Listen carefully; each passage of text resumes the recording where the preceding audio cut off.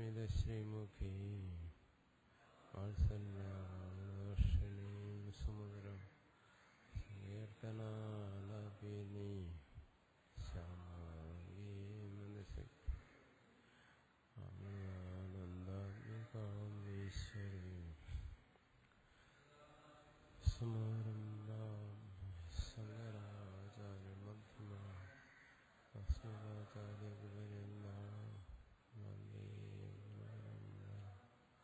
സന്തസ്മൃതിപരാണാനാം ആലയം കരുണാലയം നമാമി ഭഗവത്പാദം ശങ്കരം ലോകശങ്കരം ശങ്കരം ശങ്കരാചാര്യം ശ്രീസ്വാമിനാരായണ സ്തോത്രഭാഷ്യകൃതോ വന്ദേ ഭഗവന്തോ ഭഗവത്പദഃ ഈശ്വരോ ഗുരുനാഥ്മേനേ നമത്തെ ഭേദവിഭാഗം വ്യോമവ്യാപ്തദേഹായ ദക്ഷിണാമൂർത്തയേ നമഃ.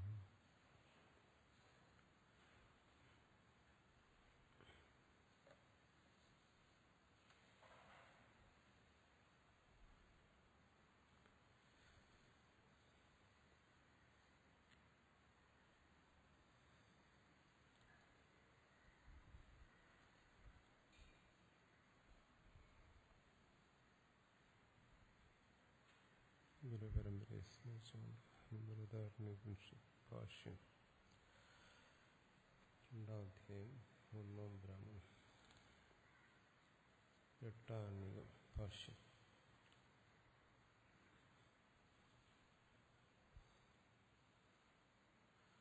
അജാതശത്രു ഗാർഗ്യ സംവാദം. അജാതശത്രു എന്ന രാജാവ് ഗാർഗ്യ ബ്രാഹ്മണൻ ആത്മതത്വത്തെ ഉപദേശിക്കുന്നു. ഇവിടെ ഗാർഗ്യൻ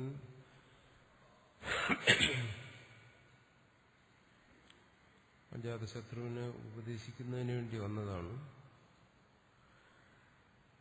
ഗാർഗ്യൻ ഇവിടെ പറഞ്ഞതെല്ലാം ആത്മോപാസനയെക്കുറിച്ചാണ്.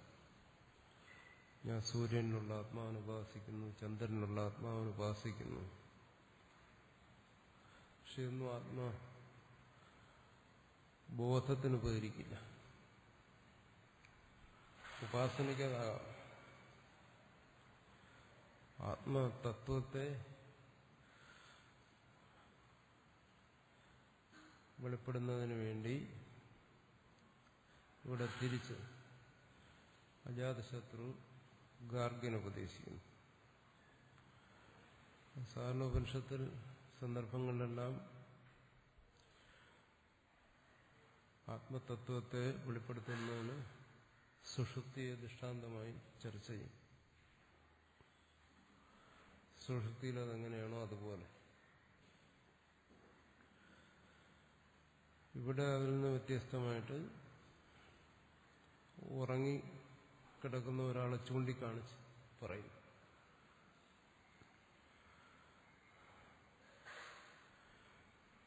അവിടെ ഒരാൾ ഉറങ്ങി കിടക്കുമ്പോൾ എന്താണ് സംഭവിക്കുന്നത്? കർണങ്ങൾക്കെല്ലാം എന്ത് സംഭവിക്കുന്നു? ഇന്ദ്രിയങ്ങൾക്ക് എന്ത് സംഭവിക്കുന്നു? മനസ്സിനെന്ത് സംഭവിക്കുന്നു? അവിടെ ശേഷിക്കുന്ന എന്ത്? അതാണ് ആത്മാവ്. അതെന്തുകൊണ്ട് അങ്ങനെ ചൂണ്ടിക്കാണിച്ച് സംസാരിക്കുന്നു? കാരണം അവിടെ ഒരു ജീവൻ ഉറങ്ങുമ്പോൾ ഉണർന്നിരിക്കുന്ന പ്രാണൻ അതാണോ പരമാർത്ഥം എന്ന് സംശയം വരാം. മുഖ്യമായും അതിനെ പ്രാണാദി സംഘാതം ആണ് മുമ്പ് പറഞ്ഞത്. സംഘാതേവ അസ്തുഭോക്ത കിം വ്യതിരിക്ത കൽപ്പനയ നമ്മൾ മുമ്പ് ചർച്ച ചെയ്തു. അവിടെ ആത്മാവ് സംഘാതമായി കൂടെ പ്രാണൻ. കാരണം പ്രാണന്റെ പ്രവൃത്തി അവിടെ പ്രത്യക്ഷ ദുഷ്ടമാണ്. ഉറങ്ങുന്നവന് നോക്കിയാൽ അറിയാം അവിടെ പ്രാണചലനങ്ങൾ, ശ്വാസോച്ഛ്വാസം. അതല്ല എന്ന് ബോധ്യപ്പെടുത്താൻ വേണ്ടിയിട്ടാണ് അങ്ങനെ ചൂണ്ടിക്കാണിച്ച് സംസാരിക്കുന്നത്. ഇവിടെ അവിടെ പ്രാണൻ ഉണർന്നിരിക്കുന്നു. അതാണ് ഇവിടെ യുക്തി പറഞ്ഞത്. അതായിരുന്നു ആത്മാവെങ്കിൽ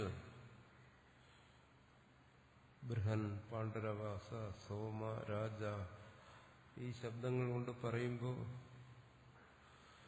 അത് കേട്ട് പ്രതികരിച്ചത്. അങ്ങനെ സംഭവിക്കുന്നില്ല. കാരണം ഉണർന്നിരിക്കുന്ന ഒരാളെ സംബോധന ചെയ്താൽ അയാൾ കേൾക്കും, തിരിച്ച് സംസാരിക്കുകയോ പ്രതികരിക്കുകയോ എല്ലാം ചെയ്യും. ഇവിടെ അതൊന്നും സംഭവിക്കുന്നില്ല. അപ്പൊ സാധാരണ ശബ്ദാദികളെ ഗ്രഹിച്ച് സംവേദനവും പ്രതിസംവേദനവും എല്ലാം നടത്തിക്കൊണ്ടിരിക്കുന്ന ആത്മാവ് ഉപാധിയോടുകൂടി അത് പ്രാണനല്ല എന്നിവിടെ തെളിയിക്കുന്നു. അങ്ങനെ ആയിരുന്നെങ്കിൽ അത് കേട്ടൻ. അതിനാണ് പ്രാണനല്ല അല്ലെങ്കിൽ പ്രാണാദി സംഘാതമല്ല എന്ന് ബോധ്യപ്പെടുത്തുന്നതിനാണ് ഇവിടെ ചൂണ്ടിക്കാണിച്ച് സംസാരിക്കുന്നത്.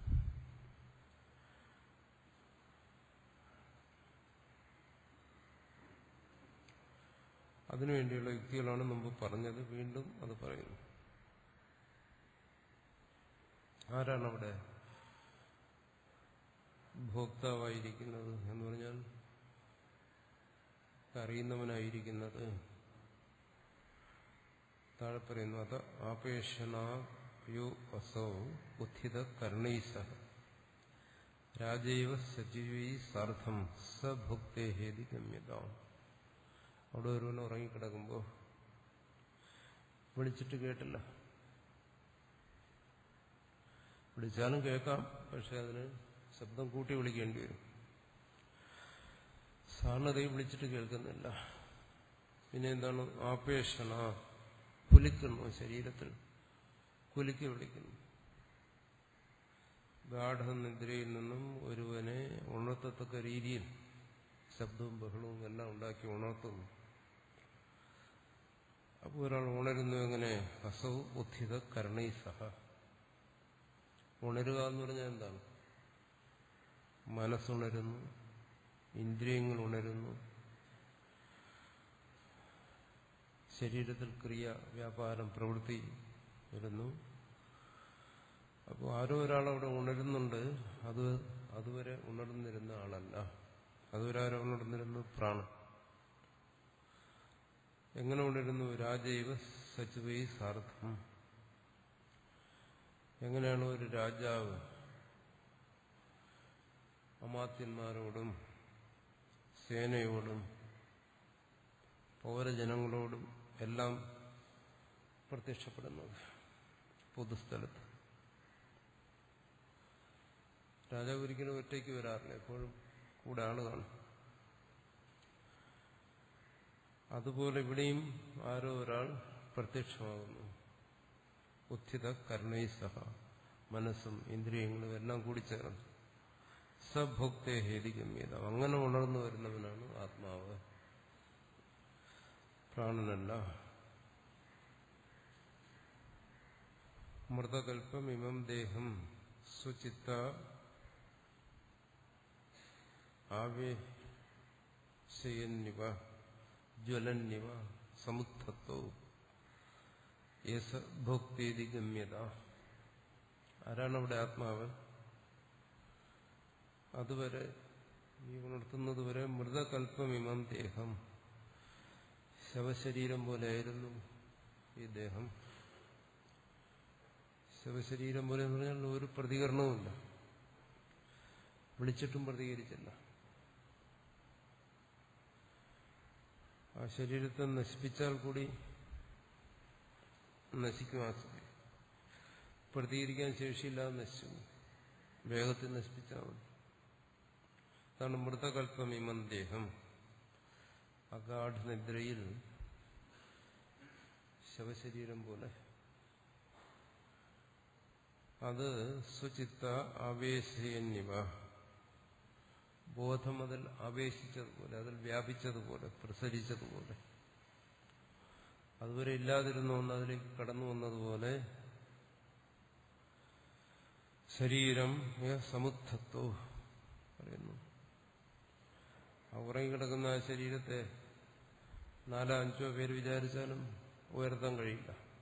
അത്രയും ശക്തി ആവശ്യമാണ്.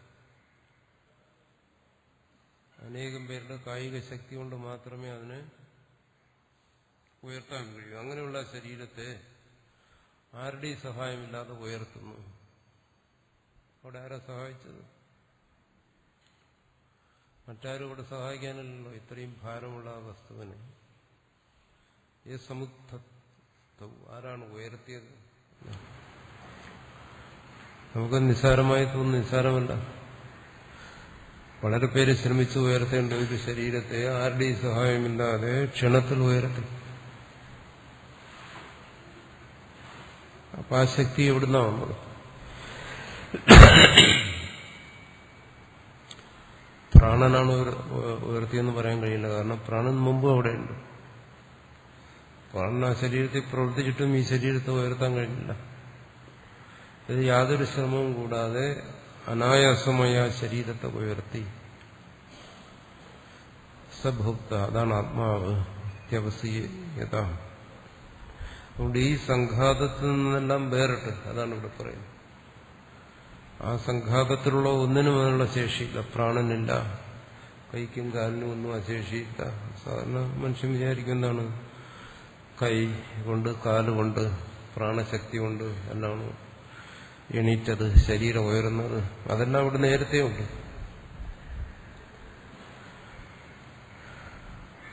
പക്ഷെ ഇവിടെ എന്താണ്? ജ്വലന്നിവ ആവേശേന്നിവ,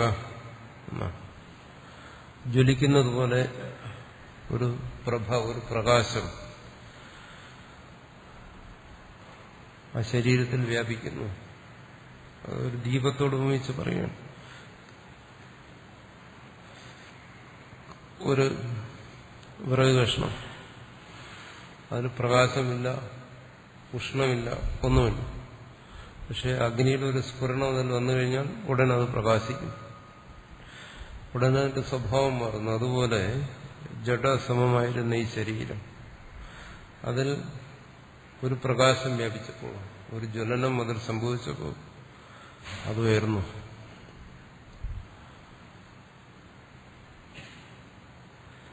ആ പ്രകാശം എവിടെ നിന്ന് വന്നു? അതാണ് ആത്മാവ്.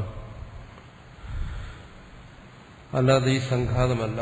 അത് വ്യക്തമാക്കി കൊടുക്കുന്നതിന് വേണ്ടിയിട്ടാണ്. പ്രാണൻ തന്നെയാണ് ആത്മാവ്, പ്രാണൻ അപ്പുറം ആത്മാവില്ല എന്ന ധാരണയെ മാറ്റുന്നതിന് വേണ്ടി, അതിനു വേണ്ടിയിട്ടാണ് ഉറങ്ങിക്കിടക്കുന്ന ആളുടെ അടുത്ത് കൊണ്ടുപോയി പറയുന്നത്. അത് ഈ സംഘാതമല്ല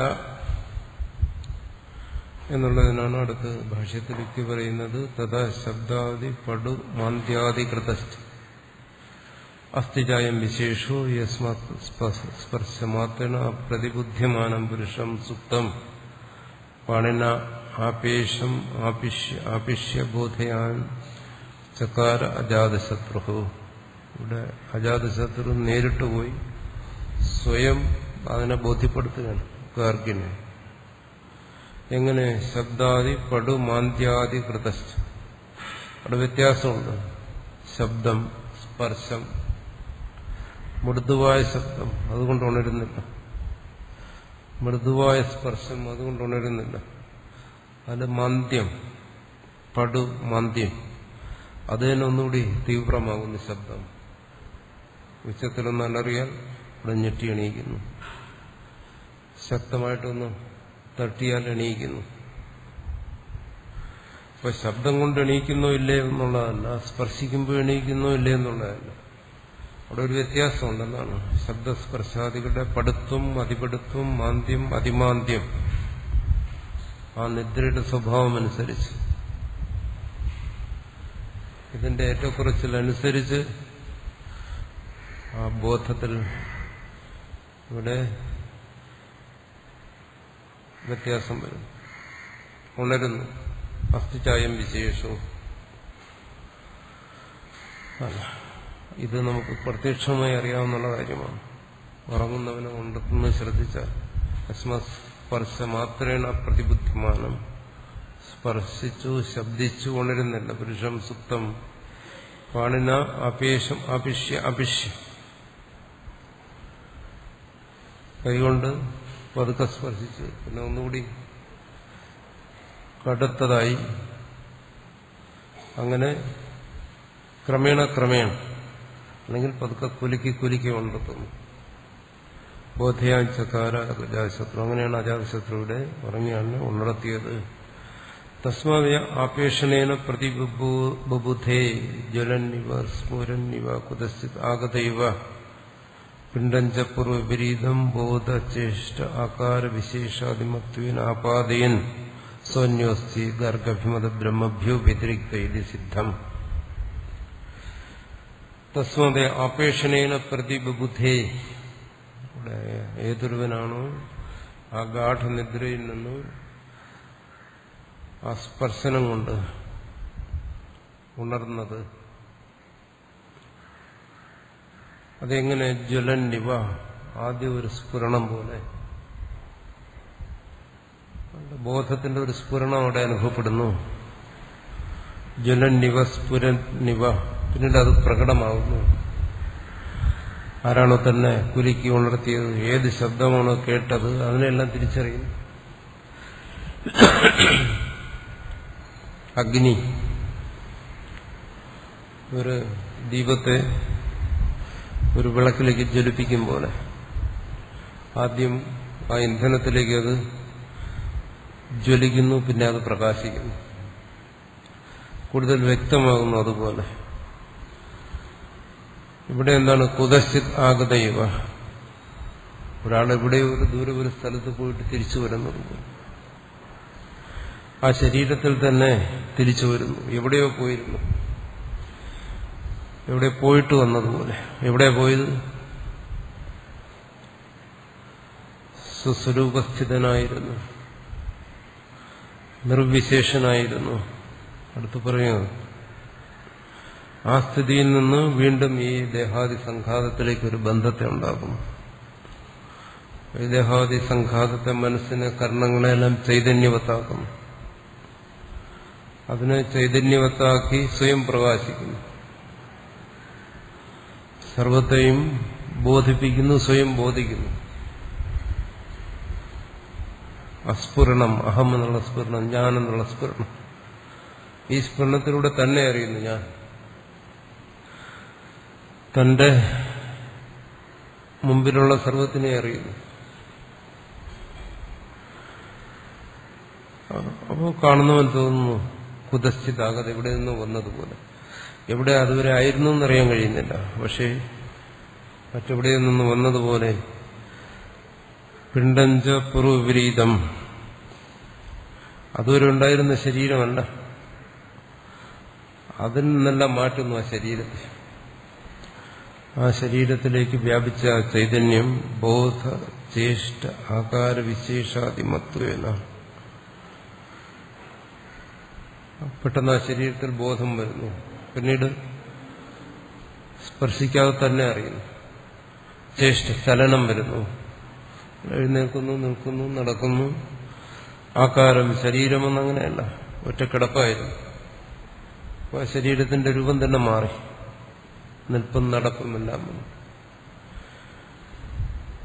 ആപാദയൻ, ഇതെല്ലാം ആ ശരീരത്തിൽ ഉണ്ടാക്കുന്ന ആരാണ്? എവിടെ നിന്നോ കടന്നു വന്നതുപോലെ ആ ശരീരത്തിൽ കടന്നു വന്നത് ആരാണ്? സ്വന്യോസ്തി. അത് ഈ ശരീരമല്ല, പ്രാണനല്ല, ഇന്ദ്രിയങ്ങളല്ല, മനസ്സല്ല. അതുകൊണ്ട് ഇതിനെയൊന്നും ഒരിക്കലും ആത്മാവായി ധരിക്കരുത്. ഇതിനെല്ലാം ജീവസ്ഫുരണത്തെ പ്രദാനം ചെയ്യുന്നതാണ് ആത്മാവ്. അന്യോസ്തി, അവൻ ഇതിൽ നിന്നെല്ലാം വ്യത്യസ്തനാണ്. ഗാർഗഭിമത ബ്രഹ്മഭ്യോ വ്യതിരിക്ത. ഗാർഗി പറഞ്ഞല്ലോ, ഞാൻ സൂര്യനിൽ ഉപാസിക്കുന്നു അല്ലെങ്കിൽ ചന്ദ്രനിൽ ഉപാസിക്കുന്നു എന്ന് പറഞ്ഞു. അതൊന്നുമല്ല ഇത്. ഗാർഗി അറിഞ്ഞതിന് അപ്പുറമുള്ളതാണ്. അപ്പൊ ഗാർഗിന്റെ അറിവ് മോശമായിരുന്നില്ല. കാരണം ഗാർഗിൻ തന്റെ അറിവിനെ കുറിച്ച് പറഞ്ഞപ്പോ ഈ പ്രപഞ്ചത്തെ മുഴുവൻ ഉൾക്കൊള്ളിച്ചുകൊണ്ടാണ് പറഞ്ഞത്.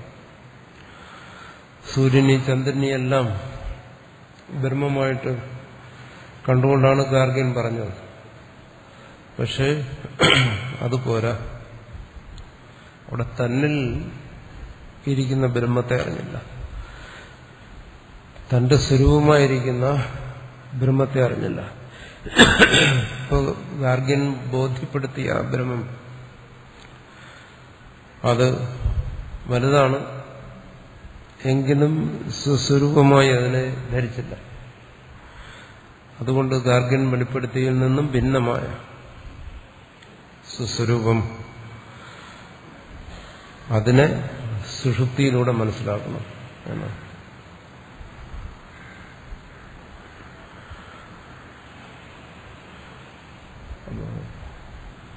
ആ സ്വസ്വരൂപത്തെ മനസ്സിലാക്കുന്നതിന് ജാഗ്രത സ്വപ്നമൊന്നും പര്യാപ്തമല്ല. എന്തുകൊണ്ട്? ജാഗ്രതത്തിനും സ്വപ്നത്തിനൊന്നും അതിന്റെ ആ നിർവിശേഷ രൂപം വ്യക്തമല്ല. ശ്രവണത്തിലോ മനനത്തിലോ വ്യക്തമല്ല. അതിന്റെ നിർവിശേഷമായ രൂപം അത് സുഷുപ്തിയിലേ ഉള്ളൂ.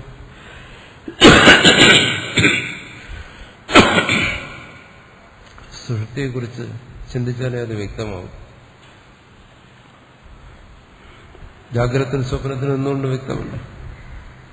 കാരണം ജാഗ്രതത്തിലും സ്വപ്നത്തിനെല്ലാം ഇവിടെ പറഞ്ഞത് ജ്വലന്നിവ സ്ഫുരന്നിവ കുതശ്ചിതാഗതൈവ, അങ്ങനെയാ ജാഗ്രതത്തിനും സ്വപ്നത്തിനും രൂപപ്പെടുന്നത്.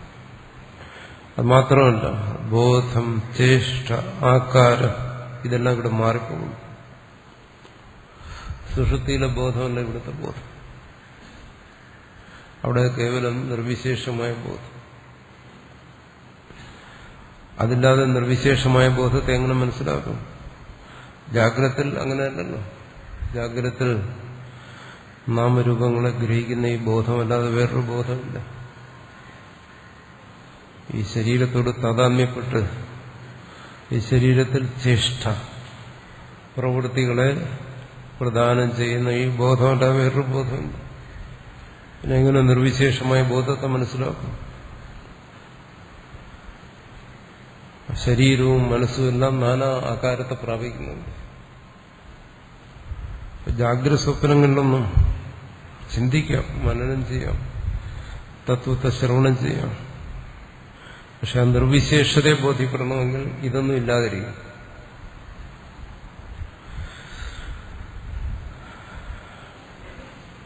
അതുകൊണ്ടാണ് പറഞ്ഞത് എന്താണ്? അത് അന്യോസ്തി, അത് ഇതല്ല. ഇനി അതല്ലാതെ മറ്റൊരു സ്ഥാനമല്ല ഈ ചൂണ്ടിക്കാണിക്കും. അങ്ങനെ മറ്റൊരു സ്ഥാനം ഉണ്ടായിരുന്നെങ്കിൽ അജാതശത്രു ഗാർഗ്യനെ അത് കാണിച്ചു കൊടുക്കണം. കാരണം സ്വസ്വരൂപ തത്വത്തെ വെളിപ്പെടുത്തുകയാണല്ലോ ഉദ്ദേശം. ആത്മതത്വത്തെ വെളിപ്പെടുത്തുക. അത് എവിടെയെങ്കിലും സ്പഷ്ടമാണെങ്കിൽ അത് കാണിച്ചു കൊടുക്കും. അതാണ് അജാതശത്രു ആഗ്രഹിക്കുന്നത്.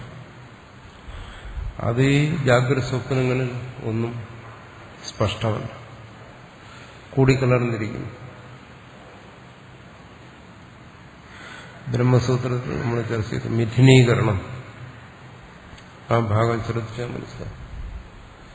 ജാഗ്രതത്തിലും സ്വപ്നത്തിലും എല്ലാം മിഥുനീകരണം സംഭവിക്കുന്നു, അധ്യാസം സംഭവിക്കുന്നു. സുഷുപ്തിയിലതില്ല. അതുകൊണ്ട് പറയാം എന്താണ്? അത് അന്യനാണ്. അന്യനാണെന്ന് പറയുമ്പോൾ തെറ്റിദ്ധരിക്കരുത്. ജാഗ്രതത്തിനും സ്വപ്നത്തിനും ഇല്ലാത്തയാളെന്നുള്ള അർത്ഥത്തിലല്ല. ജാഗ്രതത്തിലും സ്വപ്നത്തിലും ഇരിക്കുന്നവൻ തന്നെയാണ് അവിടെയുള്ളത്. ഒരാൾ തന്നെ 3 സ്ഥാനത്ത് ഇരിക്കുന്നെങ്കിലും സുഷുപ്തിയിലിരിക്കുന്നവൻ എന്തുകൊണ്ട് അന്യനാകുന്നു? കാരണം ബോധ, ചേഷ്ട, ആകാര വിശേഷങ്ങളൊന്നും ഉണ്ടാക്കാതിരിക്കുന്നുണ്ട്. ഈ ബോധചേഷ്ടാകാര വിശേഷങ്ങളോടുകൂടിയിരിക്കുന്ന ഈ ജാഗ്രത് പുരുഷനെയും ജാഗ്രതത്തിലെ വിശ്വനെയും സ്വപ്നത്തിലെ തൈജസ്സിനെയും എങ്ങനെ നിർവിശേഷമായി ഗ്രഹിക്കാൻ കഴിയും? കാരണം ഈ ബുദ്ധി തന്നെ വിശേഷരൂപത്തെ പ്രാപിച്ചു കഴിഞ്ഞു. വിശേഷരൂപത്തിൽ പ്രാപിച്ചിരിക്കുന്ന ഈ ബുദ്ധിക്ക് ഈ വിശേഷത്തിൽ നിന്ന് നിർവിശേഷത്തെ എങ്ങനെ വേർതിരിക്കണം കഴിയും? അതിന് സുഷുപ്തിയെക്കുറിച്ച് ചിന്തിച്ചാൽ മതിയാകും. അതുകൊണ്ട് സുഷുപ്തിയാണ് പരിഹാരമെന്നല്ല പറയുന്നത്. തത്വശ്രവണത്തിലും തത്വവിചാരത്തിലും ജാഗ്രത സ്വപ്നങ്ങളെ അപേക്ഷിച്ച് സുഷുപ്തിക്കാണ് പ്രാധാന്യം. ആത്മതത്വത്തിന്റെ നിർവിശേഷതയെ മനസ്സിലാക്കും. മറിച്ച് പല കാര്യങ്ങളും ഇവിടെയും മനസ്സിലാക്കാം. അത് സത്താണ്, അതിവിടെ മനസ്സിലാക്കുന്നു. ചിത്താണ്, അതിവിടെ മനസ്സിലാക്കുന്നു. അത് ആനന്ദമാണ്. ഇതെല്ലാം ഈ ജാഗ്രത അനുഭവത്തിൽ ആണ് നമ്മൾ മനസ്സിലാക്കുന്നത്. സത്യദാനന്ദമാണെന്നെല്ലാം പറയും. പക്ഷെ നിർവിശേഷമാണെന്ന് പറയാൻ അങ്ങനെ മനസ്സിലാക്കും.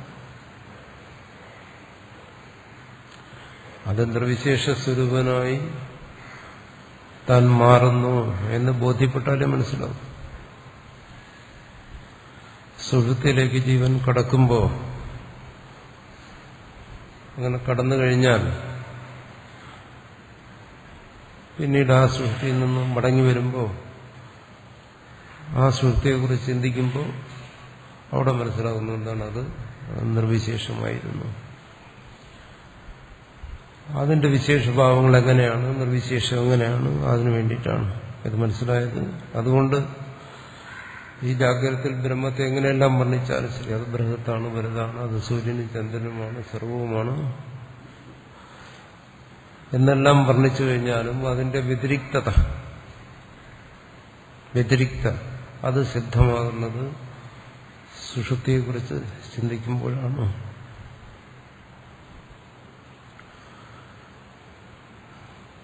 പക്ഷെ സൃഷ്ടിയെക്കുറിച്ച് നമ്മൾ ചിന്തിച്ചാൽ സ്വാഭാവികമായും ചെന്നെത്തുന്നത് പ്രാണനിലായിരിക്കും. സ്വന്തം സൃഷ്ടിയെക്കുറിച്ച് എന്താ ചിന്തിക്കാൻ? കാരണം അവിടെ ചിന്തയും മനസ്സും ഒന്നും എത്തുന്നില്ല. അതിനെക്കുറിച്ച് പരമാവധി ചിന്തിക്കാവുന്നുള്ള എന്താണ്? മനസ്സ് പ്രവർത്തിക്കാതിരുന്നിടം, ഒന്നും അറിയാതിരുന്നിടം. എന്നാൽ താൻ നശിക്കാതിരുന്ന ഒരു സ്ഥലം, തനിക്ക് നാശം, മരണം സംഭവിക്കാതിരുന്നത്, അങ്ങനെ ഒരു സ്ഥാനം. മരണം അല്ലെങ്കിൽ നാശം എന്ന് പറയുന്നത് പരിണാമമാണ്, മാറ്റമാണ്. അത് ശരീരത്തെ സംബന്ധിച്ചായാലും ശരി, ജീവനെ സംബന്ധിച്ചായാലും ശരി, അതൊരു പരിണാമമാണ്. ഒരു വൃക്ഷം നശിക്കുന്നു, അയാളത് ഉണങ്ങി ശുഷ്കിച്ച് ദ്രവിച്ച് മണ്ണിനോട് ചേരുന്നു, അല്ലെങ്കിൽ കത്തി നശിച്ച് അമ്പലായിത്തീരുന്നു. എന്തായാലും അവിടെ സംഭവിക്കുന്നത് മരണം, പരിണാമമാണ്. അല്ലാതെ ഒരു മരണമില്ല. നാശം, എല്ലാ നാശങ്ങളും പരിണാമമാണ്.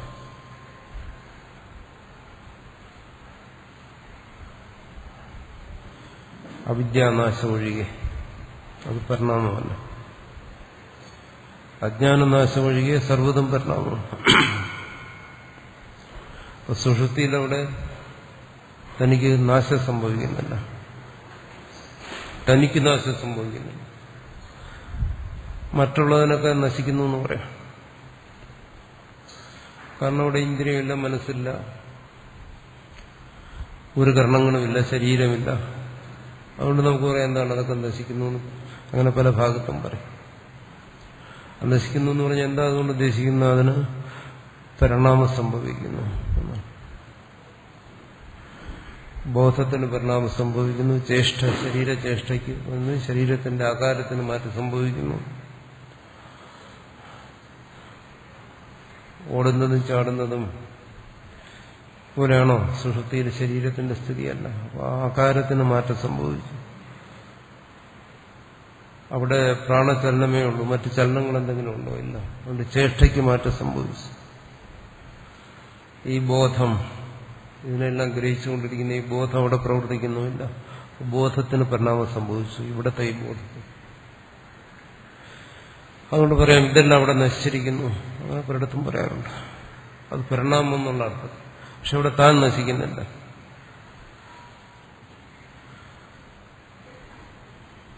താൻ നശിച്ചില്ല എന്ന് ഉറപ്പുവരുത്തുന്നു. ഉണരുമ്പോൾ താൻ സുപ്തനായിരുന്നു, തന്റെ അസ്തിത്വത്തെ സ്വീകരിക്കേണ്ടി വരും.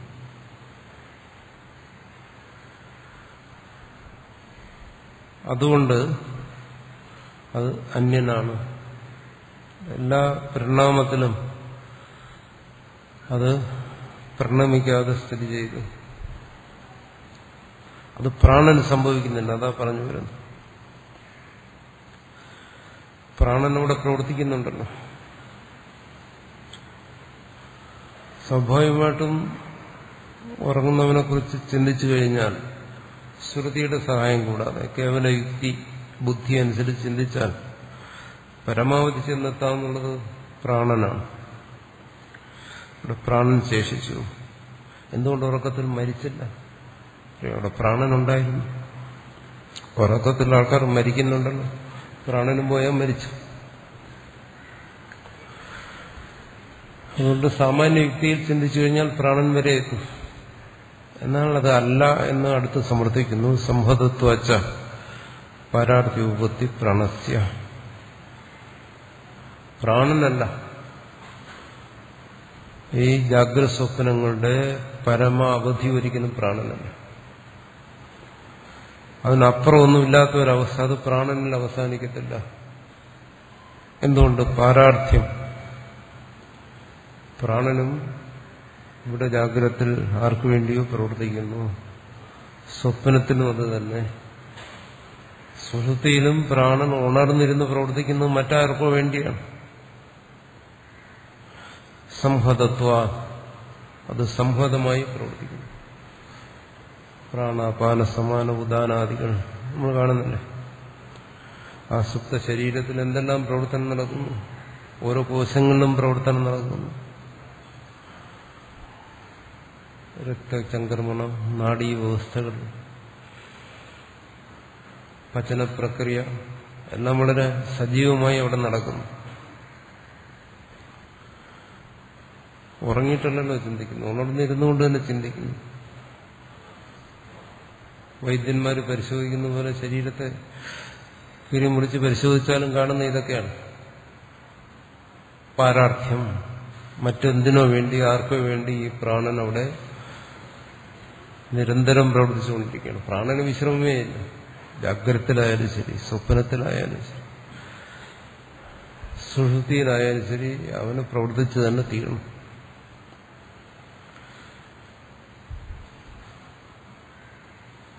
ഈ ശരീരത്തിൽ അതിന്റെ ബന്ധം തുടങ്ങി ഈ ശരീരത്തിനുള്ള അതിന്റെ ബന്ധം അവസാനിക്കുന്നത് വരെ ഈ ശരീരവുമായി ബന്ധപ്പെട്ട പ്രവൃത്തിയിൽ നിന്ന് പ്രാണന് മാറിയിരിക്കാൻ കഴിയും. നമുക്ക് ചില ഭാഗങ്ങളിൽ നിന്ന് ഭാഗികമായി പ്രവർത്തനം പിൻവലിക്കാം. പൂർണ്ണമായി സാധ്യമല്ല. എന്നുവെച്ചാൽ അത് പരാധീനനായി പ്രവർത്തിക്കുന്നു. ഒരു സ്വാതന്ത്ര്യമില്ല. എന്നെക്കുറിച്ച് വിശ്രമിക്കാം ഈ ശരീരത്തിൽ തന്നെ. അങ്ങനെ വിശ്രമിക്കാൻ പ്രാണൻ തയ്യാറായാൽ അതിന് ശരീരവുമായിട്ടുള്ള ബന്ധം വിട്ടുപോകും. മരണം. അത് അല്പം ഒന്ന് വിശ്രമിക്കാൻ തയ്യാറായാൽ ഉടൻ മൂർച്ച. എന്നാലും അവന് വിശ്രമം കിട്ടത്തില്ല. അങ്ങനെ പരവശനായി പ്രവർത്തിക്കുന്ന ഈ പ്രാണൻ ആർക്കു വേണ്ടി പ്രവർത്തിക്കുന്നു? പാരാർത്ഥ്യം. അന്യ ഒരാൾക്ക് വേണ്ടി പ്രവർത്തിക്കുന്നു. ഒന്ന് പറഞ്ഞല്ലോ, ജ്വലന്നിവ സ്ഫുരന്നിവ കുതശ്ചിത്താഗതൈവ. അപ്പോ ഈ ശരീരത്തെ സജ്ജമാക്കി വെക്കുകയാണ്. അതാണ് പാരാർത്ഥ്യം എന്ന് പറയുന്നതിന്. ഇനി ഒരാൾ പിന്നിലുണ്ട്, അയാൾക്ക് വീണ്ടും തിരിച്ചിങ്ങോട്ട് കടന്നു വരണം. ആ ബോധത്തെ ശരീരത്തിൽ പ്രസരിപ്പിച്ച് വ്യാപിപ്പിച്ചുകൊണ്ട് വീണ്ടും ജാഗ്രത സ്വപ്ന വ്യവഹാരങ്ങളിൽ ഏർപ്പെടണം. അയാൾക്ക് വേണ്ടി ഇത് പ്രവർത്തിക്കുകയാണ്. പ്രാണനെങ്ങനെ ആത്മാവാകും? പ്രാണനെങ്ങനെ പരമാർത്ഥമാകും? അത് പാരാർത്ഥ്യമായതുകൊണ്ട് പരമാർത്ഥമല്ല. ഉദാഹരണം പറയുന്നു. മുമ്പും പല ഭാഗത്തും ചർച്ച ചെയ്തിട്ടുണ്ട്. ഗൃഹസ്യ സ്തംഭാദിവത് ശരീരസ്യ അന്തരുപഷ്ടംഭക പ്രാണ ശരീരാദിഭി സംഹത ഇത്യപൂജാമ. ഒരു വീട്ടിലെങ്ങനെയാണോ തൂണും ഉത്തരവും കഴുക്കോലും പട്ടികയും എല്ലാം, ഓലയും ഭിത്തിയും സ്തംഭാധിപത്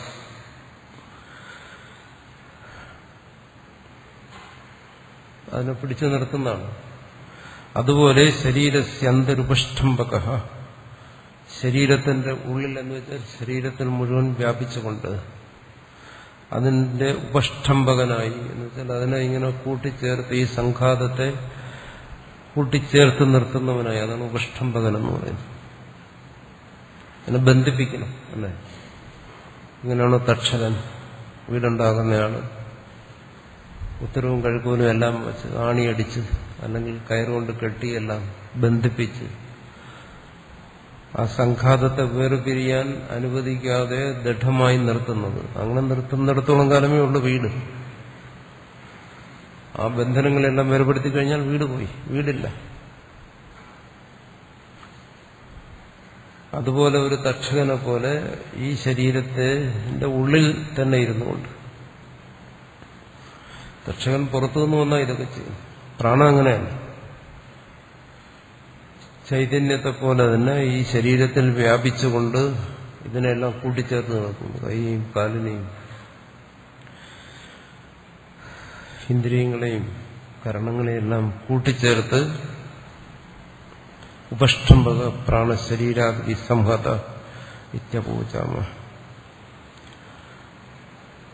അങ്ങനെ കൂട്ടിച്ചേർത്തിട്ട് ഇത് അതിനോടങ്ങ് വിലയിക്കുന്നു, ഏകീഭവിക്കുന്നു. തക്ഷകൻ എന്ന് വെച്ചാൽ വീട് വയ്ക്കുന്ന ആള് വീട് വെച്ചിട്ട് അയാൾ അവിടെ നിന്ന് ഇറങ്ങിപ്പോണം. അതിന് അയാൾക്ക് അവിടെ താമസിക്കാൻ കഴിയില്ല. ഇതങ്ങനെയല്ല. ഈ പ്രാണൻ ഇതിനെല്ലാം ബന്ധിപ്പിച്ചിട്ട് പ്രാണൻ ഇതിനോടൊപ്പം തന്നെ പോകും. പ്രാണനും ആ സംഘാതത്തിന്റെ ഒരു ഭാഗമായി തീരും. പ്രാണൻ ആ സംഘാതത്തിന്റെ ഭാഗമായി തീർന്നാലേ ഈ സംഘാതം നിലനിൽക്കും. മരണം വരെ അത് നിലനിൽക്കണമല്ലോ.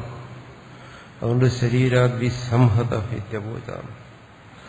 പ്രാണൻ ശരീരാദികളോട് കൂടിച്ചേർന്ന് വേർപിരിക്കാൻ കഴിയാത്ത തരത്തിൽ ജാഗ്രത സ്വപ്ന സുഷുപ്തികളിൽ ഇങ്ങനെ പ്രവർത്തിച്ചുകൊണ്ടേയിരിക്കും.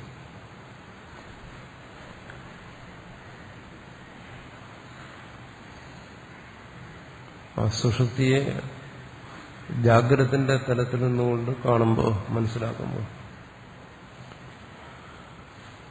അവിടെ എന്തൊക്കെയാണ് സംഭവിക്കുന്നതെന്ന് ചിന്തിക്കുമ്പോൾ നടക്കുന്ന കാര്യങ്ങളാണ് പറയുന്നത്. ഇനി ജാഗ്രത സ്വപ്നങ്ങളെയൊക്കെ നിഷേധിച്ചിട്ട് സുഷുപ്തിയുടെ കേവലമായ സ്വരൂപത്തെ എടുത്ത് കാണിക്കും പല ഭാഗങ്ങൾ. അവിടെ ശരീരമില്ല, പ്രാണനുമില്ല, സംഘാതവുമില്ല, ഒന്നുമില്ല. രണ്ടു തരത്തിലാണ്. ഒന്ന്, പ്രാണൻ ശരീരം ഇതിനെല്ലാം അംഗീകരിച്ചുകൊണ്ട് സുഷുപ്തിയെക്കുറിച്ച് ചർച്ച ചെയ്യും. അതാണ് ഇവിടെ ചെയ്യുന്നത്, അജാതശത്രു ചെയ്യുന്നത്. എന്തിന്? പ്രാണന്റെ സ്ഥാനം എന്താണ്, ശരീരത്തിന്റെ സ്ഥാനം എന്താണ്, അത് ബോധ്യപ്പെടുത്തുക. മാണ്ഡവ്യത്തിലും മറ്റും നമ്മൾ ചർച്ച ചെയ്തപ്പോൾ അവിടെ ഇതിനെല്ലാം നിഷേധിച്ചിട്ട് പറഞ്ഞു. അവിടെ ഇതൊന്നുമില്ല, പ്രാണനുമില്ല, ശരീരമില്ല, ഒന്നുമില്ല. നിരവിശേഷമായ തത്വം മാത്രം. രണ്ട് രീതിയിലും മനസ്സിലാക്കണം. ഇവിടെ സംഘാതത്തെക്കുറിച്ച് പറയുകയാണ്. എന്തിന്? അത് അല്ല ആത്മാവ് എന്ന് ബോധ്യപ്പെടുത്താം. അരനേമിവച്ച നാഭിസ്ഥാനീയെ ഏതസ്മിൻ സർവം. അപ്പൊ പ്രാണനെ ആശ്രയിച്ചിട്ടല്ല ഇത് നിൽക്കുന്നത്.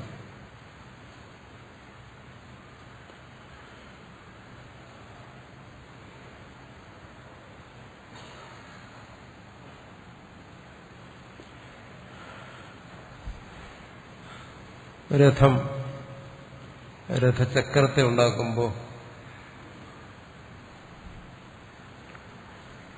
അതിന് ഒരു നാഭി, ആരക്കാലുകൾ, രഥചക്രത്തിന്റെ അകത്തുള്ള ആരക്കാലുകൾ, പുറമേ ഒരു പരിധി, വൃത്തം.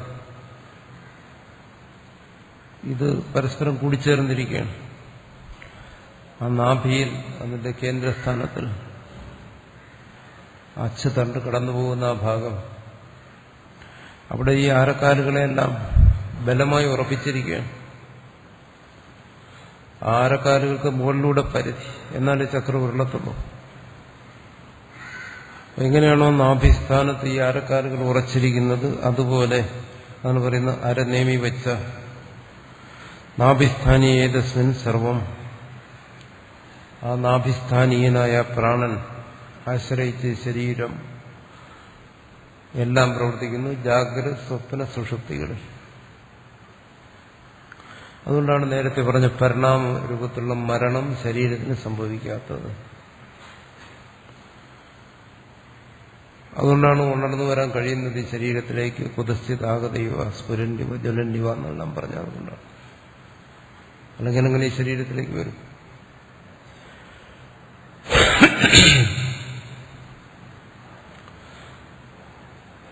പ്രാണനിൽ ഈ ശരീരത്തെ ദൃഢപ്പെടുത്തിയിരിക്കുന്നു.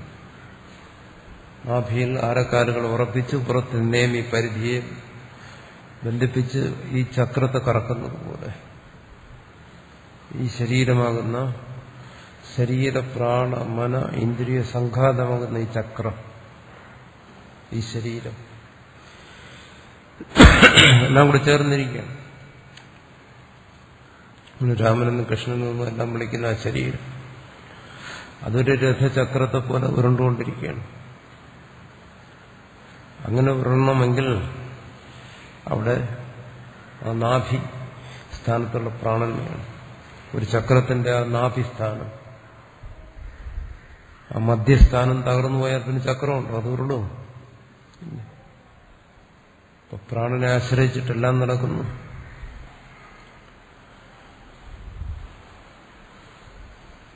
നാഭിസ്ഥാനി ഏതസ്മിൻ സർവം, സർവവ്യവഹാരങ്ങളും അതിൽ നടക്കുന്നു. ജാഗ്രതയും സ്വപ്നവും സുഷുപ്തിയും എല്ലാം അതിൽ നടക്കുന്നു. ഇപ്പൊ പ്രാണൻ അങ്ങനെ നാഭിസ്ഥാനീയനായിരിക്കുന്നതുകൊണ്ടാണ് നമുക്കിതെല്ലാം ചിന്തിക്കാൻ കഴിയുന്നത്, ചർച്ച ചെയ്യാൻ കഴിയുന്നത്, ശ്രവിക്കാൻ കഴിയുന്നത്. ഇല്ലെങ്കിൽ ഇവിടെ ജാഗ്രത ഏത്, സ്വപ്നം ഏത്, സുഷുപ്തി ഏത്, ആര് ഏതിനെക്കുറിച്ച് ചിന്തിക്കും? തസ്മാത് ഗ്രഹാദിവ സ്വാവയവ സമുദായ ജാതീയ വ്യതിരിക്താർത്ഥം സംഹന്യത്തെ നിത്യം അവഗച്ഛാമ. അതുകൊണ്ട് വീട്ടിന് പോലെ ഒരു വീടുണ്ടാക്കി ദക്ഷൻ. ആ വീടൊരു സംഘാതമാണ്. വീടെന്താ? വീടിന് വേണ്ടിയാണോ? അതാണ് ഇവിടെ ചിന്തിക്കുന്നത്. സംഘാതം എന്താ? മറ്റൊരു സംഘാതത്തിന് വേണ്ടിയാണോ? അതൊരിക്കലും ആകത്തില്ല. ഒരു വീടൊരിക്കലും മറ്റൊരു വീട് നിർമ്മിക്കാറില്ല, സൃഷ്ടിക്കാറില്ല. ഒരു സംഘാതം ഒരിക്കലും മറ്റൊരു സംഘാതത്തിന് വേണ്ടി ആയിരിക്കില്ല എന്ന് പറയുന്നത് ഗൃഹാദിവ സ്വാവയവ സമുദായ ജാതീയ വ്യതിരിക്താർത്ഥം. സ്വാവയവ സമുദായം എന്ന് വെച്ചാൽ വീട്, ഗൃഹാവയവങ്ങൾ നേരത്തെ പറഞ്ഞ തൂണും മറ്റും. സ്വാവയവ സമുദായം എന്ന് പറയുന്ന വീട് തജ്ജാതീയമായ അതുപോലെയുള്ള മറ്റൊരു വീടോ മറ്റെന്തെങ്കിലും അതിനു വേണ്ടിയിട്ടല്ല. ഒരു സംഘാതം മറ്റൊരു സംഘാതത്തിന് വേണ്ടിയല്ല.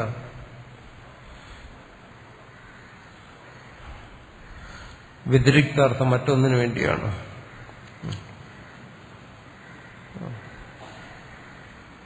നമ്മൾ സാധാരണ പറയും, ഞാൻ നിനക്ക് വേണ്ടിയാണ്, നീ എനിക്ക് വേണ്ടിയാണ്. അതൊന്നും ഈ സംഘാതത്തെ സംബന്ധിച്ച് ശരിയല്ല. ഒരു സംഘാതവും ഈ ഞാനും നീ എന്ന് പറയുന്നത് എന്താണ്? ഈ സംഘാതത്തെയാണ്. ശരീരവും പ്രാണനും മനസ്സും ഇതെല്ലാം അല്ലാതെ വേറെന്താ തനിക്കറിയാവുന്നത്? ഈ സംഘാതത്തിൽ നിന്നും അസംഹതനായിരിക്കുന്ന ഒരു ആത്മാവിനെ കുറിച്ച് അറിയാൻ പാടില്ല. പരമാവധി അറിയുന്ന ഈ സംഘാതത്തെയാണ്. ആ സംഘാതത്തെയാണ് ഞാനെന്നും നീയെന്നും പറയുന്നത്. എന്നിട്ട് പറയുന്നത് എന്താണ്? ഈ സംഘാതം മറ്റൊരു സംഘാതത്തിന് വേണ്ടി, ഞാൻ നിനക്ക് വേണ്ടിയാണ്, നീ എനിക്ക് വേണ്ടിയാണ്. കാരണം ഇത് സമാന സ്വഭാവമാണ്. ഒരിക്കലും ഇത് ഒന്നിനും മറ്റൊന്നിനു വേണ്ടിയാകാൻ സാധ്യമല്ല. ഒരു വീടൊരിക്കലും മറ്റൊരു വീട്ടിന് വേണ്ടിയല്ല അത് സംഭവിക്കും. അതെങ്ങനെ സംഭവിക്കും? അതുകൊണ്ട് സമുദായ ജാതീയ വ്യതിരിക്താണ്. അത് മറ്റൊന്നിനു വേണ്ടിയാണ്, സംഘാതമല്ലാത്ത ഒന്നിനു വേണ്ടി. സംഹന്യതയെ അതിനുവേണ്ടി ഈ സംഘാതം ഇങ്ങനെ നിലനിൽക്കുന്നു. അതാണ് ഇവിടെ പറഞ്ഞത് കുതശ്ചിതാകത. ഇവിടെ ഈ സംഘാതം ശരീര ഇന്ദ്രിയ പ്രാണന്മാർ കൂടി ചേർന്ന ഈ സംഘാതം എന്തിനു നിലനിന്നു? സുഷുപ്തിയിൽ. സംഘാതമല്ലാത്ത ഒരുവൻ ഇതിലേക്ക് കടന്നു വരാം. ആണ് നേരത്തെ ജ്വലന്നിവ സ്ഫുരന്നിവ. എങ്ങനെയാണോ വാർദ്ധക്യത്തിൽ പറഞ്ഞു, എന്താണോ രാജൈവ സജ്ജുഹി സാർത്ഥം, രാജാവ് പരിവാരങ്ങളോടുകൂടി വരുന്നത് പോലെ കടന്നു വരാൻ വേണ്ടിയിട്ടാണ്. അതിനു വേണ്ടിയിട്ട് ഇതവിടെ നിന്നത് ഈ സംഘാതം. അത് കടന്നു വരുമ്പോൾ നമ്മൾ പറയാം ജാഗ്രതാണ്, അല്ലെങ്കിൽ പറയും സ്വപ്നമായിരുന്നു. അത് കടന്നു പോകുമ്പോൾ പറയും സുഷുപ്തനായി. സംഘാതം ഒരിക്കലും സംഘാതത്തിന് വേണ്ടിയല്ല, വ്യതിരിക്തമായ അസംഹതനായ ആത്മാവിന് വേണ്ടിയിട്ട്, അതിനുവേണ്ടി ഇതിങ്ങനെ കൂടിച്ചേരും. സംഹന്യതേ ഇത്യവും അവഗച്ഛാമ എന്നും മനസ്സിലാക്കണം. ഇവിടെ അതിനു വേണ്ടിയിട്ടാണ് ഇവിടെ. അല്ല വെറുതെ നമ്മൾ ധരിക്കുന്ന പോലെ, അല്ലെങ്കിൽ ഭൗതികമായി പഠിക്കുന്നത് പോലെ ഉറക്കത്തെ പഠിക്കാൻ വേണ്ടിയല്ല. ഉറക്കമെന്ന് പറയുന്ന അവസ്ഥയല്ല ഇവിടെ ചർച്ചയ്ക്ക് വിഷയം. ജാഗ്രതോ സ്വപ്നോ എന്ന് പറയുന്ന അവസ്ഥകളല്ല ഇവിടെ ചർച്ചയുടെ വിഷയം. ഇതെല്ലാം സംഘാതങ്ങൾ. ഇത് അറിയുമെന്നുള്ള കാര്യങ്ങൾ തന്നെ, കൂടുതൽ ഇതിൽ അറിയാനൊന്നുമില്ല. ജാഗ്രതത്തിലേക്ക് വരുന്നവന് ജാഗ്രതത്തിനെ അറിയില്ല, സ്വപ്നത്തിലേക്ക് വരുന്നവൻ സ്വപ്നത്തെ അറിയാം. ഇവിടെ ഇരുന്നുകൊണ്ട് ചിന്തിച്ചാൽ സുഹൃത്തിയെക്കുറിച്ച് മനസ്സിലാക്കാം. അപ്പൊ ഈ അവസ്ഥകളെ മനസ്സിലാക്കുകയല്ല, മറിച്ച് എന്താണ്, ഈ അവസ്ഥകളിൽ അസംഹതനായിരിക്കുന്ന ആത്മാവിനെ മനസ്സിലാക്കാൻ വേണ്ടി വ്യതിരിക്താർത്ഥം, അതിനുവേണ്ടി ആണ് ഈ സംഘാതം എന്ന് മനസ്സിലാക്കണം. എങ്ങനെ? സ്തംഭ കുട്ട്യ തീർണ കാഷ്ഠാദിഗ്രഹാവയമാനാം സ്വാത്മജന്മ ഉപജയ അപജയ വിനാശ നാമ ആകൃതി കാര്യ ധർമ്മനിരപേക്ഷ ലബ്ധസത്താദി തദ്വിഷയ ദൃഷ്ട ശ്രോതൃ മന്ത്ര വിജ്ഞാതൃ അർത്ഥത്വം ദൃഷ്ട്വാ മന്യാമഹേ തത്സംഘാതസ്യ ച തഥാ പ്രാണാദ്യവയവാനാം തത്സംഘാതസ്യ ച സ്വാത്മജന്മ ഉപജയ അപജയ വിനാശ നാമ ആകൃതി കാര്യ ധർമ്മ നിരപേക്ഷ ലബ്ധ സത്താദി തദ്വിഷയ ദൃഷ്ട ശ്രോതൃ മന്ത്ര വിജ്ഞാതൃ അർത്ഥത്വം ഭവിതുമർഹതി.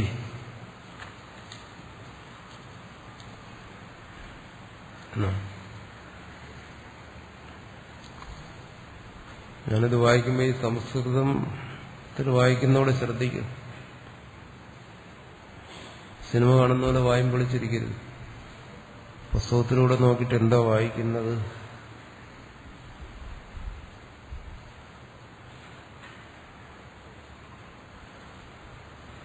ആ ശബ്ദം അക്ഷരം അതുകൂടെ മനസ്സിലാക്കുന്നത് നല്ലതാ. പിന്നീട് ഇത് ആവശ്യമുണ്ടെന്ന് തോന്നുകയാണെങ്കിൽ എടുത്ത് വായിക്കുമ്പോൾ സ്വപ്നം പോലെ ഒരു ഓർമ്മയെങ്കിലും വരും. സ്വപ്നം കണ്ടെത്തുക. അത് വായിക്കുമ്പോൾ അക്ഷരവും വാക്കുകളും കൂടെ നോക്കുന്നത് നല്ലതാണ്. ഇത് എനിക്ക് വായിച്ച് സൂഹിക്കാൻ വേണ്ടി വായിക്കുന്നതെന്നാണ് പലരും ധരിച്ചിരിക്കുന്നത്. ഇത് കേൾക്കുന്നവർക്ക് കൂടി വേണ്ടിയതാണ്. പലരും പുസ്തകത്തിലേക്ക് നോക്കാതെയില്ല. പലർക്കും പുസ്തകം തന്നെ വേണ്ടെന്നുള്ള അഭിപ്രായമാണ്. പുസ്തകം തന്നെ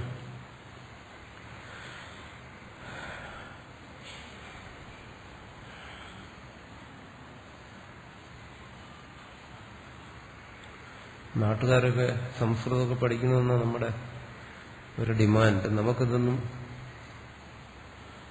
സൗകര്യമില്ല, സമയമില്ല. അതുകൊണ്ട്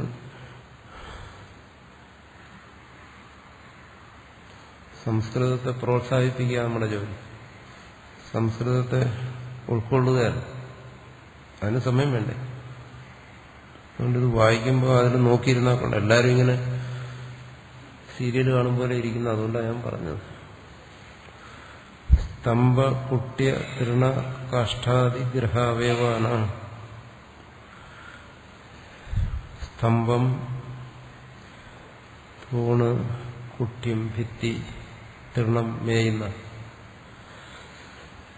ഓലയും മറ്റും, കാഷ്ഠം, തടി, ഇതാണ് ഗ്രഹാവയവങ്ങൾ, വീടിന്റെ ഭാഗങ്ങൾ.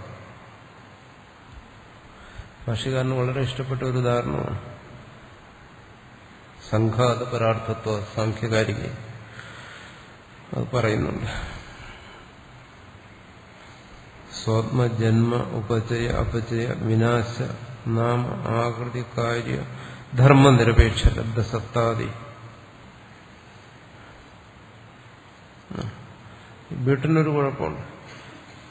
അതിന്റെ സത്ത അല്ലെങ്കിൽ അതിന്റെ ഉണ്മ, പിന്നെ അതിന്റെ ജന്മം, അതിന്റെ സ്ഥിതി, അതിന്റെ വൃദ്ധി, അതിന്റെ അപജയം, നാശം,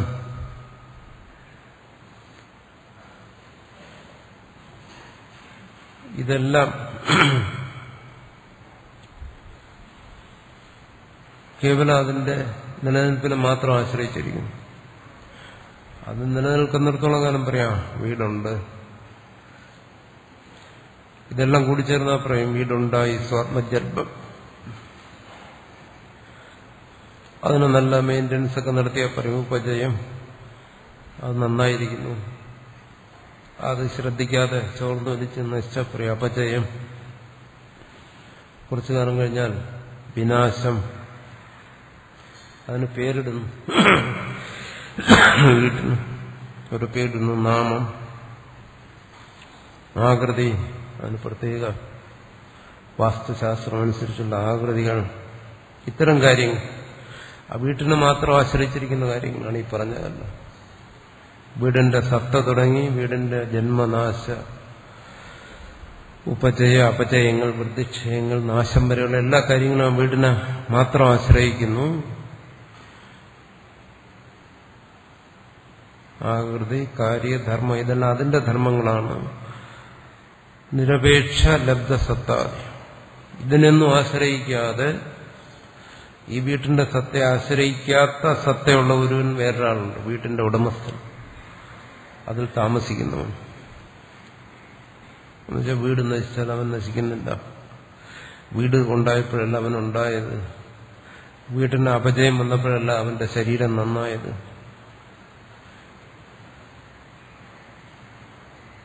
വീടിന് നാശം വന്നപ്പോഴല്ല അവന്റെ ശരീരം നശിച്ചത്. ഉപജയവും അപജയവും വൃദ്ധിയും നാശവും അനുസരിച്ചല്ല അവനിൽ മാറ്റങ്ങൾ സംഭവിച്ചത്. തിരിച്ചു സംഭവിക്കുന്നില്ല. വീട് നശിച്ചാൽ അവൻ നന്നാവുകയോ വീട് നന്നായി അവൻ നശിക്കുകയോ ഒന്നും ചെയ്യുന്നു. വീടിന്റെ വിനാശവും അവനെ ബാധിക്കുന്നില്ല, വീടിന്റെ പേരും അവനെ ബാധിക്കുന്നില്ല, വീടിന്റെ ആകൃതിയും അവനെ ബാധിക്കുന്നില്ല. അതാണ് ഈ കാര്യധർമ്മ നിരപേക്ഷമായ സത്തയുള്ള ഒരുവൻ വീടിന് ഉടമസ്ഥനായിരിക്കുന്നു. തദ്വിഷയ ദൃഷ്ടി ശ്രോതൃ മന്ത്ര വിജ്ഞാതാർത്ഥത്വം. വീടിനെ ദൃഷ്ടാവ്, ശ്രോതാവ്, മന്താവ്, വിജ്ഞാതാവ് എല്ലാം വേറൊരാളുണ്ട്. വീട്ടിനെ സംബന്ധിച്ച് പറഞ്ഞു, അതിനെ അനുഭവിക്കുന്ന ഒരുവനുണ്ട്. ദൃഷ്ട്വാ മന്യാമഹേ. ഇതെല്ലാം കണ്ടിട്ട് നമ്മൾ പറയുന്നു എന്താണ്? തസംഘാതസ്യ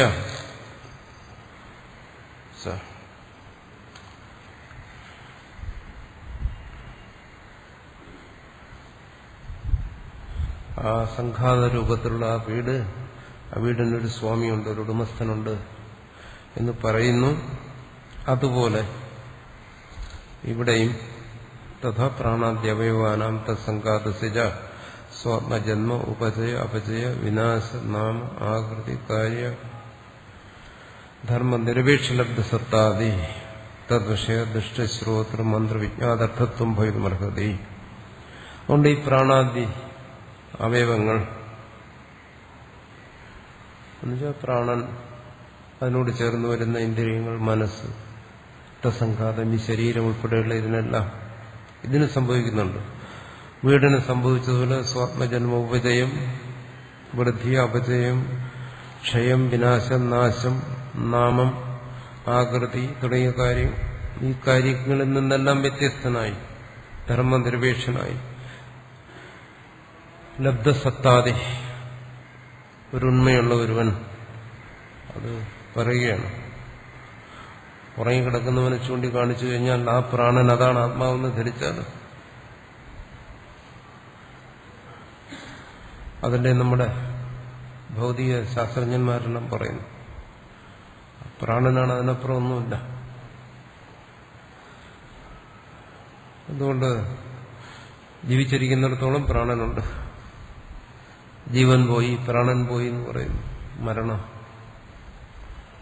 ആ ശരീരത്തിൽ വിശേഷിച്ച് നിൽക്കുന്ന ഒന്ന് പ്രാണൻ, അതിനെയാണ് ആത്മാവെന്ന് പറയുന്നത്. അല്ലാതെ അതിനപ്പുറം ഒരു ആത്മാവ് ഉണ്ടാകാൻ വഴിയില്ല. കാരണം ആ പ്രാണൻ പോയപ്പോൾ ശരീരം നശിച്ചല്ലോ. അപ്പോൾ പ്രാണനാകുന്ന ആത്മാവാണ് ആ ശരീരത്തിന് ജീവൻ കൊടുത്തത്. ഇങ്ങനെയെല്ലാം പറയും. അങ്ങനെ പറയാതിരിക്കാൻ വേണ്ടി പറയുന്നു. അതല്ല, ഇതിനെയൊന്നും ആശ്രയിക്കാതെ ഒരു സത്ത ഉണ്മയുണ്ട്. പ്രാണൻ ഈ ശരീരത്തെ ഒന്നും ആശ്രയിക്കാത്തവരുണ്ട്. പ്രാണനാണെന്ന് തീരുമാനിക്കാൻ എന്തുകൊണ്ട് കഴിയുന്നു? തദ്വിഷയ ദൃഷ്ട ശ്രോതൃ മന്ത്ര വിജ്ഞാത്. അതുകൊണ്ടല്ലോ പ്രാണനാണോ ദഷ്ടാവായും ശ്രോതാവായും മന്ദാവായും വിജ്ഞാതാവായും ഇരിക്കുന്നത്? ആത്മാവ് ആരാണെന്ന് ചിന്തിക്കുമ്പോൾ ഇത് ഇത്രയും കാര്യങ്ങളൂടെ ചിന്തിക്കണം. ആരാണ് കാണുന്നവൻ, ആരാണ് കേൾക്കുന്നവൻ, ആരാണ് മനനം ചെയ്യുന്നവൻ, ആർക്കാണ് ഇതെല്ലാം ബോധ്യപ്പെടുന്നത്? അതും പ്രാണന് തന്നെ എന്ന് പറഞ്ഞാലോ അത് ശരിയാകത്തില്ല. കാരണം അതിനാണ് ഇവിടെ ഉറങ്ങിക്കിടക്കുന്നവനെ ചൂണ്ടിക്കാണിക്കുന്നത്. ഇവിടെ പ്രാണൻ ഉണർന്നിരിക്കുന്നു, പക്ഷെ അവൻ ദുഷ്ടാവല്ല, ശ്രോതാവല്ല, മന്ദാവല്ല, വിജ്ഞാതാവല്ല.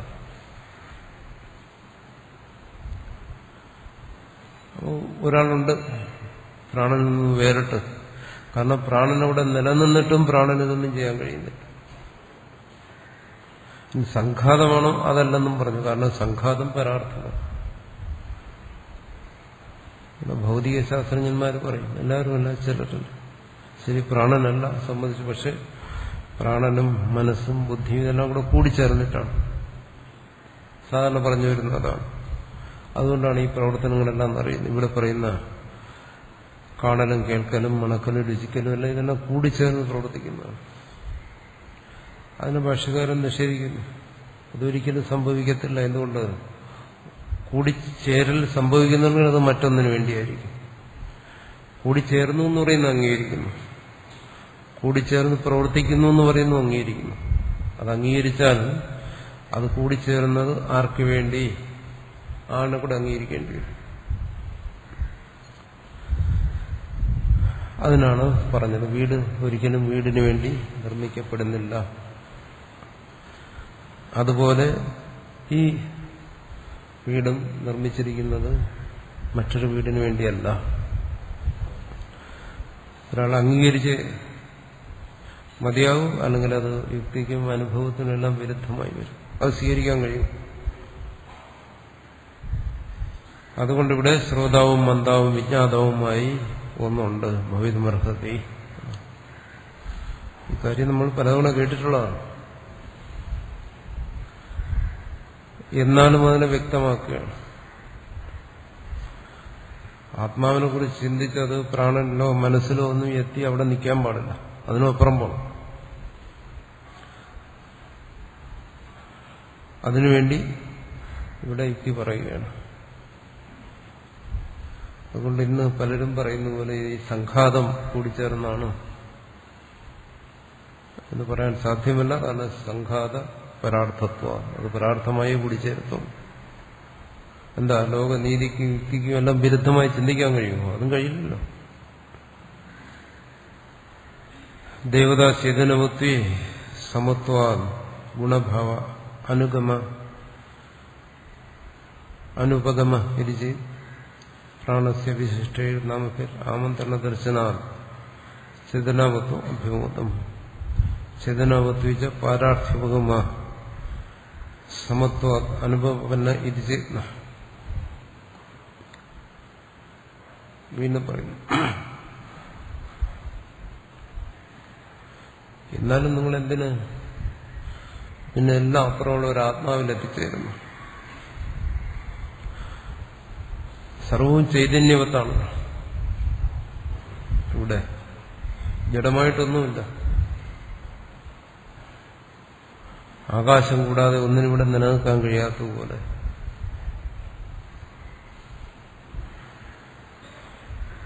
സർവ്വം ആകാശമയമാണ്. ആകാശമില്ല എവിടെയെങ്കിലും നിലനിൽക്കാൻ പറ്റും. അതുപോലെ സർവവും ചൈതന്യമയമാണ്, സ്വീകരിക്കും. അതുകൊണ്ടിവിടെ പ്രാണദേവത, പ്രാണൻ ചൈതന്യവത്തായിരിക്കുന്നു. പ്രാണൻ തന്നെ പ്രാണ ഉപാധിയായ ചൈതന്യം എന്ന് വേണമെങ്കിലും പറയാം. അതിനെ ആത്മാവായി സ്വീകരിക്കുക. കാരണം അതാണല്ലോ അവിടെ ഉണർന്നിരിക്കുന്നത്. ഇനി ആ പ്രാണനെ നിഷേധിച്ച് പ്രാണ ഉപാധിയായ ചൈതന്യമല്ല അതിനും അപ്പുറമുള്ളതാണ് എന്ന് പറയേണ്ട കാര്യമില്ല എന്നാണ്. പ്രത്യക്ഷമായി കാണുന്നതും അനുഭവിക്കുന്നതും യുക്തി കൊണ്ട് മനസ്സിലാക്കാമെന്നുള്ളതിനും അംഗീകരിക്കുക. പൂർവക്ഷി പറയാം ദേവതാ ചേതനാവത്തെ അങ്ങനെ വന്നു കഴിഞ്ഞാൽ അത് തന്നെ ആത്മാവ്. നിങ്ങൾ പറയുന്ന ആത്മാവ് ഇതും തമ്മിൽ വ്യത്യാസമൊന്നുമില്ല. ഗുണഭാവാനുഗമ. അപ്പൊ പിന്നെ അത് പരാർത്ഥമാണെന്ന് പറയേണ്ട കാര്യമില്ല, അതിൽ ഗുണത്വം പറയേണ്ട കാര്യമില്ല. ഇത് ചെയ്ത് പറയുന്നു പ്രാണസ്യ വിശിഷ്ടി ആമന്ത്രണ ദർശന. കാരണം ഇവിടെ പ്രാണനെയാണ് വിളിക്കുന്നത്. ബൃഹൻ, പാണ്ഡരവാസ, സോമ, രാജ എന്നല്ല. ചേതനവത്വ അഭ്യൂമത, അത് ചൈതന്യമുള്ളതാണ്. അല്ലെങ്കിൽ പിന്നെ എങ്ങനെ അതിനെ സംബോധനയും ചേതനാവത്വിച്ച പാരാർത്ഥ്യമോ സമത്വാദനോപന്ന. പിന്നെ ഇതിനെ മറ്റൊന്നിനു വേണ്ടിയൊന്നും കരുതേണ്ട കാര്യമില്ല. കാരണം എന്തുകൊണ്ട് നിങ്ങൾ പറയുന്ന ആത്മാവ് അതും ചൈതന്യമാണ്, ഇതും ചൈതന്യമാണ്. പിന്നെ ഇതെന്തിനും മറ്റൊന്നിനു വേണ്ടിയാകണം. പ്രാണൻ തന്നെ സർവ്വം. അങ്ങനെ ചിന്തിക്കുന്നവരുണ്ട്. പ്രാണൻ തന്നെ സർവ്വം എന്നാ നിങ്ങൾ പറയുന്നത് ശരിയാണ്. സർവ്വവും ചൈതന്യവത്താണ്. അതല്ലേ? പ്രാണന് ദേവതയുണ്ട്, ഇന്ദ്രിയങ്ങൾക്ക് ദേവതയുണ്ട്, മനസ്സിന് ദേവതയുണ്ട്, കൈക്കും കാലിനും എല്ലാം ദേവതയുണ്ടെന്ന് പറഞ്ഞാൽ എന്താ എന്റെ അടുത്ത്? സൂര്യനും ചന്ദ്രനും ഒക്കെ ദേവതയുണ്ട്. കല്ലിനും മണ്ണിനും ഒക്കെ ദേവതയുണ്ടെന്നാ പറയുന്നത്. എന്താ എന്റെ താല്പര്യം? എല്ലാത്തിനും ചൈതന്യമുണ്ട്. സർവവും ചൈതന്യവത്താണ്. ഒന്നിനെയും ജഡം എന്ന് നമ്മൾ കരുതുന്നതിനെ പോലെയും ജഡമെന്ന് ചൈതന്യത്തിൽ നിന്ന് വേർതിരിക്കാൻ വയ്യ. ഇത് ജഡമാണെന്ന് കരുതി ചൈതന്യത്തിൽ നിന്ന് എങ്ങോട്ട് മാറ്റും? ആകാശത്തിൽ നിന്ന് ഈ പുസ്തകത്തെ എവിടെ എടുത്ത് മാറ്റും? കാരണം മാറ്റുന്നിടം മാറ്റേണ്ടിടം എല്ലാം ആകാശമാണ്. അതുകൊണ്ട് ചൈതന്യശൂന്യമായ ഒന്നും ഇവിടെ ഇല്ല, ജഡമായ ഒന്നില്ല. അതുകൊണ്ട് അംഗീകരിക്കാൻ സർവ്വവും ചൈതന്യവത്താണ്. എന്നാൽ ഇവിടെ എന്താണ് ആത്മാവായി എന്തിനെ വെളിപ്പെടുത്താൻ? അല്ലെങ്കിൽ ആത്മാവിന്റെ ഏതൊരു സ്വഭാവത്തെയാണ് വെളിപ്പെടുത്താൻ ആഗ്രഹിക്കുന്നത്? ആത്മാവിന്റെ ആ നിർവിശേഷമായ രൂപത്തെ.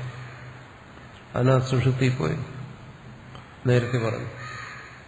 അത് ജാഗ്രതത്തിലും സ്വപ്നത്തിലൊന്നും സാധിക്കില്ല. കാരണം അത് സവിശേഷമായി നിർവിശേഷതയൊന്നും ഗ്രഹിക്കണ്ടേ? പറയും ആത്മാവിനെയും അനാത്മാവിനെയും ഒന്നും വേർതിരിക്കണമെന്ന് പറയും. പാലും വെള്ളവും വേർതിരിക്കണമെന്ന് പറഞ്ഞാൽ രണ്ട് വേണ്ടേ? രണ്ടിനെയും തിരിച്ചറിഞ്ഞാലല്ലേ, തിരിച്ചറിയുന്ന അംശമല്ലേ എന്നെ വേർതിരിക്കണം. അല്ല, ആത്മാവിനെയും അനാത്മാവിനെയും വേർതിരിക്കണമെങ്കിൽ അനാത്മാവിനെ തിരിച്ചറിയണം, ആത്മാവിനെയും തിരിച്ചറിയണം. ജാഗ്രത സ്വപ്നങ്ങളിൽ ആത്മാവ് അനാത്മാവ് എന്ന് വേർതിരിയാൻ കഴിയാത്ത രീതിയിൽ അനുഭവപ്പെടുന്നത്. അത് വേർതിരിയുന്ന ഒരേ ഒരു സ്ഥാനമേ ഉള്ളൂ, സുഷുപ്തി. അതെല്ലായിടത്തും ഉണ്ടെങ്കിലും പറഞ്ഞല്ലേ, ഇവിടെ ചൈതന്യം ജഡം എന്ന് വേർതിരിക്കാൻ കഴിയാത്ത രീതിയിൽ സർവവും ചൈതന്യമയമാണ്. സർവവും ചൈതന്യവത്താണെങ്കിലും ഇവിടെ ഇങ്ങനൊരു ജോലി അവശേഷിക്കുന്നു, ആത്മാനാത്മവിവേകം. അതിന് ഈ ചൈതന്യം എന്താണ് തിരിച്ചറിയണം. അതെന്താണ്? നിർവിശേഷമാണ്. ഇവിടെ പറയുന്നത് നിരുപാധികസ്യ കേവലസ്യ വിജിജ്ഞാപയിഷിതത്വ. ഇവിടെ അജാതശത്രു ഗാർഗ്യനെ ബോധ്യപ്പെടുത്താൻ ശ്രമിക്കുന്നത് ആത്മാവിന്റെ ആ നിരുപാധികമായ നിർവിശേഷമായ ഇതാണ്. വെറുതെ ഇങ്ങനെ ആത്മാവ് ആത്മാവ് എന്ന് പറഞ്ഞ് വാചമടിക്കുകയല്ല. അത് പറയാമല്ലോ. പറയുന്നവനും ബോധ്യം വരത്തില്ല, കേൾക്കുന്നവനും ബോധ്യം വരത്തില്ല. ആത്മാവെന്നുള്ള ശബ്ദം ആവർത്തിച്ചുകൊണ്ട് കാര്യമുണ്ടോ? ഇല്ല. അത് വ്യക്തമായി പ്രായോഗികമായി വേർതിരിച്ച് കാട്ടിക്കൊടുക്കണം. അങ്ങനെ ഒന്നുണ്ട് നിർവിശേഷമായി, അത് നിരുപാധികമാണ്.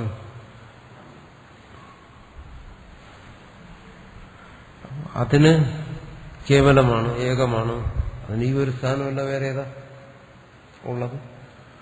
നിരുപാധികമായ ആത്മാവിനെ കാണിക്കാം.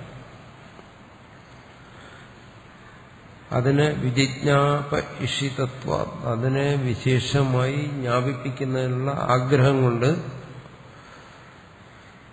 ആണ് ഇവിടെ സുഷുപ്ത പുരുഷനെ ചൂണ്ടിക്കാണിക്കുന്നത്. അതെപ്പോഴും ധരിക്കേണ്ട കാര്യമാണ്. ആത്മാവിന്റെ നിർവിശേഷമായ ആ സ്വരൂപം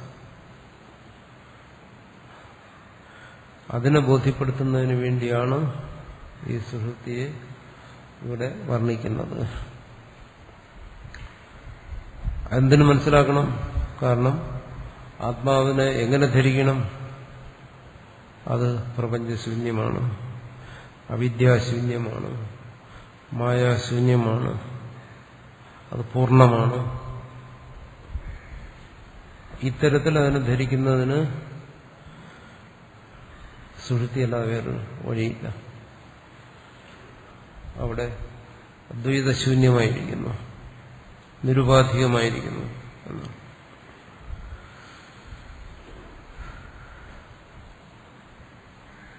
ഇവിടെ എന്തുകൊണ്ടത് ബോധിക്കുന്നില്ല? ഇവിടെ നിങ്ങൾ പറയുന്നു ആത്മാവ് അനാത്മാവ് എന്നാവർത്തിച്ചാലും ആത്മാവ് അനാത്മാവെന്ന് വേർതിരിക്കാൻ കഴിയുന്നില്ല. എന്തുകൊണ്ട് കഴിയുന്നില്ല? പറയുന്നു ക്രിയാകാരക ഫലാത്മകത ഹ്യാത്മനോ നാമരൂപാധി ജനിത അവിദ്യ അധ്യാരോപിത. ഇവിടെ അവിദ്യ അധ്യാരോപിതമാണ്. സർവവും അവിദ്യ കൽപ്പിതമാണ്. ഇവിടെ പറയാം, നമുക്ക് വേർതിരിയുന്നില്ല. വേർതിരിയുന്ന ഒരു ആത്മാവിനെ കുറിച്ചൊരു ബോധം ഉണ്ടാകത്തില്ല. അതാണ് ഇവിടുത്തെ തകരാറ്. ക്രിയാകാരക ഫലാത്മകത ഇതെല്ലാം കൂടെ കൂടിക്കുഴഞ്ഞൊരു അവിയൽ പരുവത്തിലാണ് ഇവിടെ കിടക്കുന്നു. ഇവിടെ ആത്മാവിനെ കുറിച്ച് പറയുന്നത് നിഷ്ക്രിയം ആണ്. ആത്മാവ് പറയുന്നത് എന്താ? നിഷ്ക്രിയമായ ആത്മാവിനെ നിങ്ങൾക്ക് ഇവിടെ കാണാൻ പറ്റുന്നുണ്ടോ? ക്രിയാശ്രയമായിട്ടാണ്. തന്റെ മനസ്സും ബുദ്ധിയും ശരീരവും ഇന്ദ്രിയവും എല്ലാം ഇങ്ങനെ ചലിച്ചുകൊണ്ടിരിക്കുമ്പോൾ എവിടെയാ താൻ നിഷ്ക്രിയനായിരിക്കുന്നത്? തന്നെക്കുറിച്ചല്ലേ പറയുന്നത്. അത് അനുഭവത്തിലുണ്ടോ? സുഷുപ്തിയിൽ അതുണ്ട്, നിഷ്ക്രിയമാണ്. അതിവിടെ ചിന്തിച്ചാൽ മനസ്സിലാകുന്നു. അത് നിഷ്ക്രിയം തന്നെയായിരുന്നു. അവിടെ ഇതെന്തെങ്കിലും പ്രവർത്തിച്ചില്ല. അവിടെ ഈ ബോധം സ്ഫുരിച്ച് ഏതെങ്കിലും തരത്തിലുള്ള മാനസിക, ശാരീരിക, വാചിക വ്യാപാരങ്ങൾ, പ്രവർത്തനങ്ങൾ എന്തെങ്കിലും സംഭവിച്ചില്ല. ക്രിയാശ്രയത്വം എന്ന് പറയുന്നത് ഇവിടെ വിട്ടുമാറാതെ നിൽക്കുന്നു. അപ്പൊ പിന്നെ നിർവിശേഷത എങ്ങനെ മനസ്സിലാക്കും? അദ്വൈതി എങ്ങനെയാ അതിനെ ബോധ്യപ്പെടുത്തുന്ന ഒരാള്? അതുപോലെ കാരകത്വം പറയും, താൻ അകർത്താവാണ്, ഒന്നും ചെയ്യുന്നില്ല. ഈ പറച്ചിൽ തന്നെ അവർ ചെയ്യലാണ്. വാക് കർമ്മം അല്ലേ അത്? ഞാൻ അകർത്താവാണെന്ന് പറയുന്നത് അതൊരു വാക്കുകൊണ്ടുള്ള പ്രവൃത്തിയാണ്. അങ്ങനെ പ്രവർത്തിച്ചുകൊണ്ട് പറയുന്നു പ്രവർത്തിക്കുന്നില്ലെന്ന്. വ്യാഘാതമല്ലേ, പരസ്പര വിരുദ്ധമായ കാര്യമല്ലേ? പിന്നെ ഞാൻ അകർത്താവാണെന്ന് എവിടെ പറയാൻ കഴിയുമോ? സുഷുപ്തിയിലെ പറയാൻ കഴിയും. അവിടെ പറയാം. അവിടെ ഞാനൊന്നും ശബ്ദിച്ചില്ല, അവിടെ എന്റെ നാക്ക് പൊങ്ങിയില്ല എന്ന് പറയാം. നാക്ക് പൊങ്ങിയാൽ അത് സ്വപ്നം, അല്ലെങ്കിൽ ജാഗ്രത. ഇത് ഇവിടെ എല്ലാ പേരെങ്ങനെ മനസ്സിലാക്കുന്നത്? ഈ പറയുന്ന ആത്മസ്വരൂപത്തെ, ഫലാത്മകത പറയുന്നു. ഞാൻ ഭോക്താവല്ല. വെറുതെ നാക്കില്ലാത്ത എല്ലുകൊണ്ട് പറയാം ഞാൻ ഭോക്താവല്ല. എന്തിനാ ഈ ഭോക്താവല്ല ഭോക്താവല്ല എന്നും പറയുന്നത്? ഈ പറയുന്ന ഒരു സുഖമാണ്. ആ സുഖത്തെ അനുഭവിച്ചുകൊണ്ടാ പറയുന്നത്, ഭോക്താവായിരുന്നുകൊണ്ടാ പറയുന്നത്. അല്ലാതെ ആരെങ്കിലും പറയാറുണ്ടോ? അപ്പോൾ ഫലാത്മകത്വം, ക്രിയാശ്രയത്വം, കർത്തൃത്വം, ഭോക്തൃത്വം ഇതെല്ലാം ജാഗ്രതയിൽ ഇങ്ങനെ പറയാം, ഇതിനെല്ലാം നിഷേധിച്ചുകൊണ്ട്. എന്നല്ലാതെ ജാഗ്രതയിൽ ഇതിനെ ഗ്രഹിക്കാൻ സുഷുപ്തിയുടെ സഹായമില്ലാതെ സാധ്യമല്ല. സുഷുപ്തിയുടെ സഹായത്തോടുകൂടി ജാഗ്രത ഗ്രഹിക്കാൻ പറ്റും. സ്വപ്നത്തിൽ പറ്റും ഇല്ല. അതിന് സ്വപ്നത്തിൽ പോയി നോക്കണം അവിടെ നടക്കുമെന്ന്. ഇതുവരെ നടന്നിട്ടില്ല, ഇനിയും നടക്കാൻ ചാൻസ്. ജാഗ്രത നടക്കാത്തതാണ് സ്വപ്നത്തിൽ നടക്കുന്നത്. ഇതിനെല്ലാം എന്ത് വേണം? നിരുപാധികമായ കേവലമായ ആ തത്വത്തെ ഗ്രഹിച്ചേ പറ്റൂ. അതെവിടെ? സുഷുപ്തിയിൽ മാത്രം. അത് നിരുപാധികമായി തന്നെ ഇപ്പോഴും ജാഗ്രതത്തിലും സ്വപ്നത്തിലും അത് തന്നെ. അക്കാര്യത്തിൽ തർക്കമില്ല. പക്ഷെ ഇവിടെയെങ്കിലും അതിന്റെ നിരുപാധികതയെ വേർതിരിക്കാൻ കഴിയുന്നില്ല. ഈ കൂടിക്കലർപ്പിൽ നിന്ന് അതിനെ വേർതിരിക്കാൻ കഴിയുന്നില്ല. ഇതെല്ലാം ചെയ്യേണ്ടത് ജാഗ്രത തന്നെ. പക്ഷെ ചെയ്യണമെങ്കിൽ ആ നിരുപാധികതയെ ബോധ്യപ്പെടുന്ന ഒരിടം തന്റെ അനുഭവത്തിൽ കടന്നു വരണം. അപ്പോൾ മനസ്സിലാവും അങ്ങനെ ഒരു അനുഭവത്തിൽ നിന്നാണ് താൻ കടന്നു വന്നത്. എവിടെ? ഈ ജാഗ്രതത്തിലേക്ക്. അങ്ങനെ ഇവിടെ പറയുന്ന നിരുപാധികമായ നിർവിശേഷമായ ഒരിടത്തിൽ നിന്നാ വന്നത്. എന്താ അതിന് ഉറപ്പ്? കാരണം അവിടെ ഇതൊന്നും ഇല്ലായിരുന്നു, അതിന് ഉറപ്പ്. വേറെ ഉറപ്പൊന്നുമില്ല. ഈ ഒരു കോലാഹലങ്ങളും അവിടെ ഉണ്ടായിരുന്നില്ല. അവിടെ ക്രിയാകാരക ഫലാത്മകത ഉണ്ടായിരുന്നില്ല. പിന്നെ ഇവിടെ ആത്മനോ തനിക്ക് എല്ലാം തന്നെ കുറിച്ചാണ് പറയുന്നത്. നാമരൂപ ഉപാധിജനത. ഇവിടെ നാമരൂപ, നാമങ്ങളും ആകൃതികളും ഈ കാണുന്നതെല്ലാം തന്നെ, ഈ അനുഭവിക്കുന്നതെല്ലാം തന്നെ, തന്റെ മനസ്സും ഇന്ദ്രിയങ്ങളും ശരീരവും തൊട്ട് ഈ പ്രപഞ്ചം. നേരത്തെ ഗാർഗിൻ പറഞ്ഞ സൂര്യനും ചന്ദ്രനും എല്ലാം, ഇതെല്ലാം അവിദ്യ, അധ്യാരോപിത. ഈ പറയുന്ന നിർവിശേഷമായ ആ സ്വരൂപത്തെ ഗ്രഹിക്കാത്തതുകൊണ്ട്, അതിനെ ഗ്രഹിക്കാതിരിക്കുന്നതിനാണ് അവിദ്യ എന്ന് പറയുന്നത്. അതിന്റെ ആ നഷ്ടം, അവിടെ നിന്ന് വിട്ടുപോയല്ലോ. അതിനെ അറിയാതിരുന്നു, അതുകൊണ്ട് അധ്യാരോപത ഇതെല്ലാം കൽപ്പിക്കുന്നു. ഇവിടെ എന്തറിഞ്ഞാലും ഈ കൽപ്പനയിലൂടെ അറിയാൻ പറ്റും. കാരണം ഈ കൽപ്പനയ്ക്ക് ആധാരമായി വന്ന ആ വിദ്യ, ആ സ്വരൂപത്തെ അറിയാതിരിക്കൽ, അതാണ്. അതിനങ്ങനെ പറയാൻ പറ്റും. അവിദ്യ, അതിനെ അറിയാതിരിക്കുക എന്ന് പറയാൻ പറ്റും. ആ സ്വരൂപത്തെക്കുറിച്ചുള്ള ബോധശൂന്യത, ബോധമില്ലായ്മ, ആ ബോധമില്ലായ്മയെ തുടർന്നുണ്ടായതാണ് അധ്യാരോപിത എന്ന് പറയുന്നത്.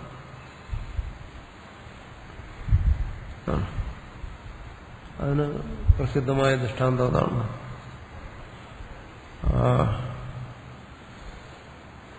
കാനൽ ജലം, അത് പ്രകാശമാണെന്നുള്ള ബോധമില്ലായ്മ. ആ ബോധം മതി സർവ പ്രശ്നങ്ങൾക്ക് സമാധാനം. പക്ഷെ ആ ബോധമില്ലായ്മ കൊണ്ട് ഉടനെ അത് ജലമാണെന്ന് ധരിക്കുന്നു, വെള്ളം കുടിക്കാൻ പോകുന്നു,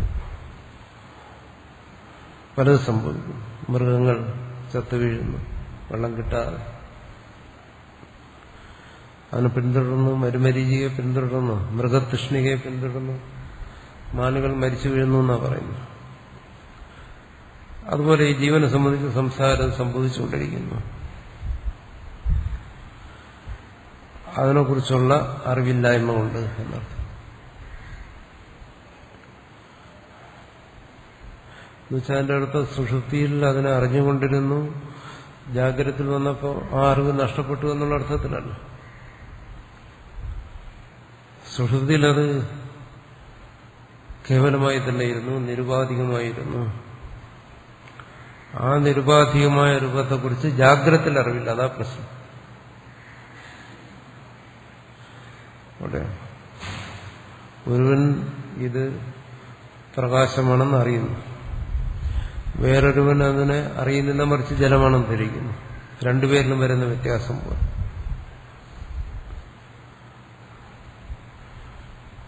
ഒരുവൻ അജ്ഞനായിരിക്കുമ്പോൾ മറ്റൊരുവൻ ജ്ഞാനിയായിരിക്കുന്നു. ഇവിടെ ആ അവസ്ഥയിൽ തന്നെ ഒരുവൻ പ്രകാശത്തെ കണ്ടിട്ട് അത് പ്രകാശമാണെന്ന് അറിയുന്ന ആ സമയത്ത് വേറൊരുവൻ ആ പ്രകാശത്തെ കണ്ടിട്ട് ജലമാണെന്ന് ധരിക്കുന്നു. ഒരേ അവസ്ഥയിൽ രണ്ടുപേരും ഒരേ ജാഗ്രതത്തിലാണ്, ഒരു വ്യത്യാസമില്ല. ഒരാൾ സമാധിയിലൊന്നുമല്ല, സുഷുപ്തിയിലുമല്ല, രണ്ടുപേരും ഒരേ ജാഗ്രതയിൽ തന്നെ.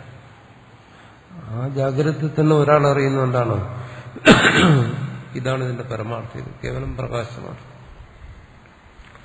മറ്റൊരുവൻ അറിയുന്നു ഇത് ജലമാണ്. ഒരാൾ മറ്റൊരാളെ തിരുത്തുന്നു. എവിടെ? ആ ജാഗ്രതയിൽ തന്നെയാണ്. അതിനുവേണ്ടി ഉറങ്ങാൻ പോകുന്നോ? ഇല്ല. അതിനുവേണ്ടി സമാധി പോകുന്നുമില്ല. അത് തന്നെയാണ് ഇവിടെ ഈ സംഭവിക്കുന്നത്. ആ സുഷുപ്തിയിലെ നിർവിശേഷമായ സ്വരൂപമാണ് താൻ എന്നിവിടെ ബോധിപ്പിക്കുന്നു. അതാണ് വിജിജ്ഞാപൈഷിതത്വാ ജാഗ്രത. ഈ അധ്യാരൂപം മാറുന്നു, മറിച്ച് താൻ അങ്ങനെയല്ല, ഇങ്ങനെയൊക്കെയാണ് എന്നുള്ള ഈ ജാഗ്രതത്തിലെ ഈ അധ്യാരൂപത്തെ ഈ ജാഗ്രതത്തിലെ ബോധം കൊണ്ട് മാറ്റുന്നു. അത് മാറാതിരിക്കുന്നിടത്തോളം കാലം എന്താണ്? നാമരൂപ ഉപാധിജനിത അവിദ്യ അധ്യാരൂപിത ക്രിയാകാരക ഫലാത്മകത. ഇവിടെ പറയുന്ന ഈ ക്രിയാശ്രയത്വം, കർത്തൃത്വം, ഭോക്തൃത്വം എല്ലാം ഇതിങ്ങനെ തുടരുന്നു. അതിനെയാണ് പറയുന്നത് എന്ത്? തന്നിമിത്ത ലോകസ്യ ക്രിയാകാരക ഫല അഭിമാന ലക്ഷണ സംസാര. തന്നിമിത്തമായിട്ടാണ്, എന്താണ്? ആ അറിവില്ലായ്മ കൊണ്ട് എന്നാണ്. ലോകസ്യ ജീവന്മാർക്ക് ക്രിയാകാരക ഫല അഭിമാന ലക്ഷണ സംസാരം, ക്രിയാകാരക ഫല അഭിമാന രൂപത്തിലുള്ള ഈ സംസാരം, അതിന്റെ ക്രിയാകാരക അഭിമാന ലക്ഷണം എന്ന് വെച്ചാൽ സ്വരൂപം. മുമ്പ് പറഞ്ഞ ക്രിയ എന്ന് വെച്ചാൽ ക്രിയാശ്രയത്വം, കാരകത്വം കർത്തൃത്വാദികൾ, ഫലം ഭോക്തൃത്വാദി, ഈ രൂപത്തിലുള്ള ഈ സംസാരം തന്നിമിത്തമാണ്. തന്റെ ആ നിർവിശേഷമായ സ്വരൂപത്തെ അറിയാത്തതുകൊണ്ട്, തന്റെ സ്വരൂപം നിർവിശേഷമാണ് എന്ന് ബോധ്യപ്പെട്ടവന് അവന് പിന്നെ സംസാരം എവിടെ? അവൻ തന്നിൽ അതില്ലെന്നറിയും. സംസാരം തന്നിൽ കൽപ്പിതമാണെന്നറിയുന്നു. അതിനാ തന്റെ നിർവിശേഷമായ രൂപം ഇന്നതാണ് എന്ന് സുഷുപ്തിയെ ചിന്തിച്ച് മനസ്സിലാക്കണമെന്നാണ് അജാതശത്രു പറയുന്നത്.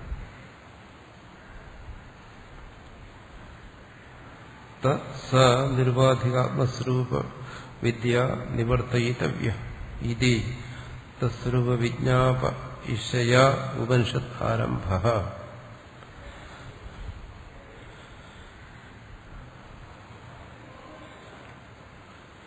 സ ആ സംസാരം നിരുപാധികാത്മസ്വരൂപ വിദ്യ. നിരുപാധികാത്മസ്വരൂപം അതെവിടെയാണുള്ളത്? ഇതുവരെ പറഞ്ഞെന്ന് മനസ്സിലാക്കിയ എന്താണ്? നിരുപാധികമായ ആത്മസ്വരൂപം ഇവിടെ ചൂണ്ടിക്കാണിച്ച സുഷുപ്തിയിലെ ആ സ്വരൂപം, അതിനെക്കുറിച്ചുള്ള വിദ്യ, ജ്ഞാനം, അതെവിടെ? ഈ ജാഗ്രതത്തിൽ. നിവർത്തയിതവ്യ, അങ്ങനെ സംസാരത്തെ നിവർത്തിപ്പിക്കണം. തന്റെ ആ നിർവിശേഷമായ സ്വരൂപത്തെക്കുറിച്ച് ധരിച്ച് അതിനുള്ള ഒരു ഉപായമായിട്ട് ഇവിടെ സുഷുപ്തിയെടുത്ത് പലതരത്തിലും പറയുന്നു. ഇവിടെ സുഷുപ്തിയെടുത്തുകൊണ്ട് പറയുന്നു, ഇതി തസ്വരൂപ വിജിജ്ഞാപേക്ഷയ, ആ സ്വരൂപത്തെ ബോധിപ്പിക്കുന്നതിന് വേണ്ടി ഉപനിഷത്ത് ആരംഭം. അതിനു വേണ്ടിയിട്ടാണ് ഈ ഉപനിഷത്തിന്റെ സംരംഭം പ്രവൃത്തി.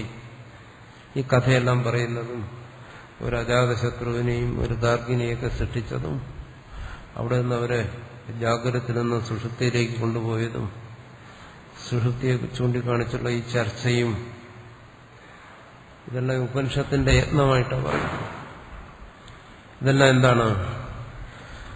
ആ നിർവിശേഷമായ സ്വരൂപത്തെ ജാഗ്രതത്തിൽ ബോധിച്ച് താൻ സംസാര വിനർമുക്തനാണ്, സംസാരരഹിതനാണ് എന്ന് സ്വയം ഗ്രഹിക്കാൻ വേണ്ടിയാണ് എന്ന് ഉപനിഷത്ത് വളരെ സ്പഷ്ടമായും വളരെ സരളമായും പറഞ്ഞിരിക്കുകയാണ്. ഇതിലും ലളിതമായി അനായാസമായി ആത്മവിദ്യയെ പ്രകാശിപ്പിക്കാൻ വേറെ വഴിയൊന്നുമില്ല. അതാണ് ഉപനിഷത്ത് ചെയ്യുന്നത് എന്നാ പറയും.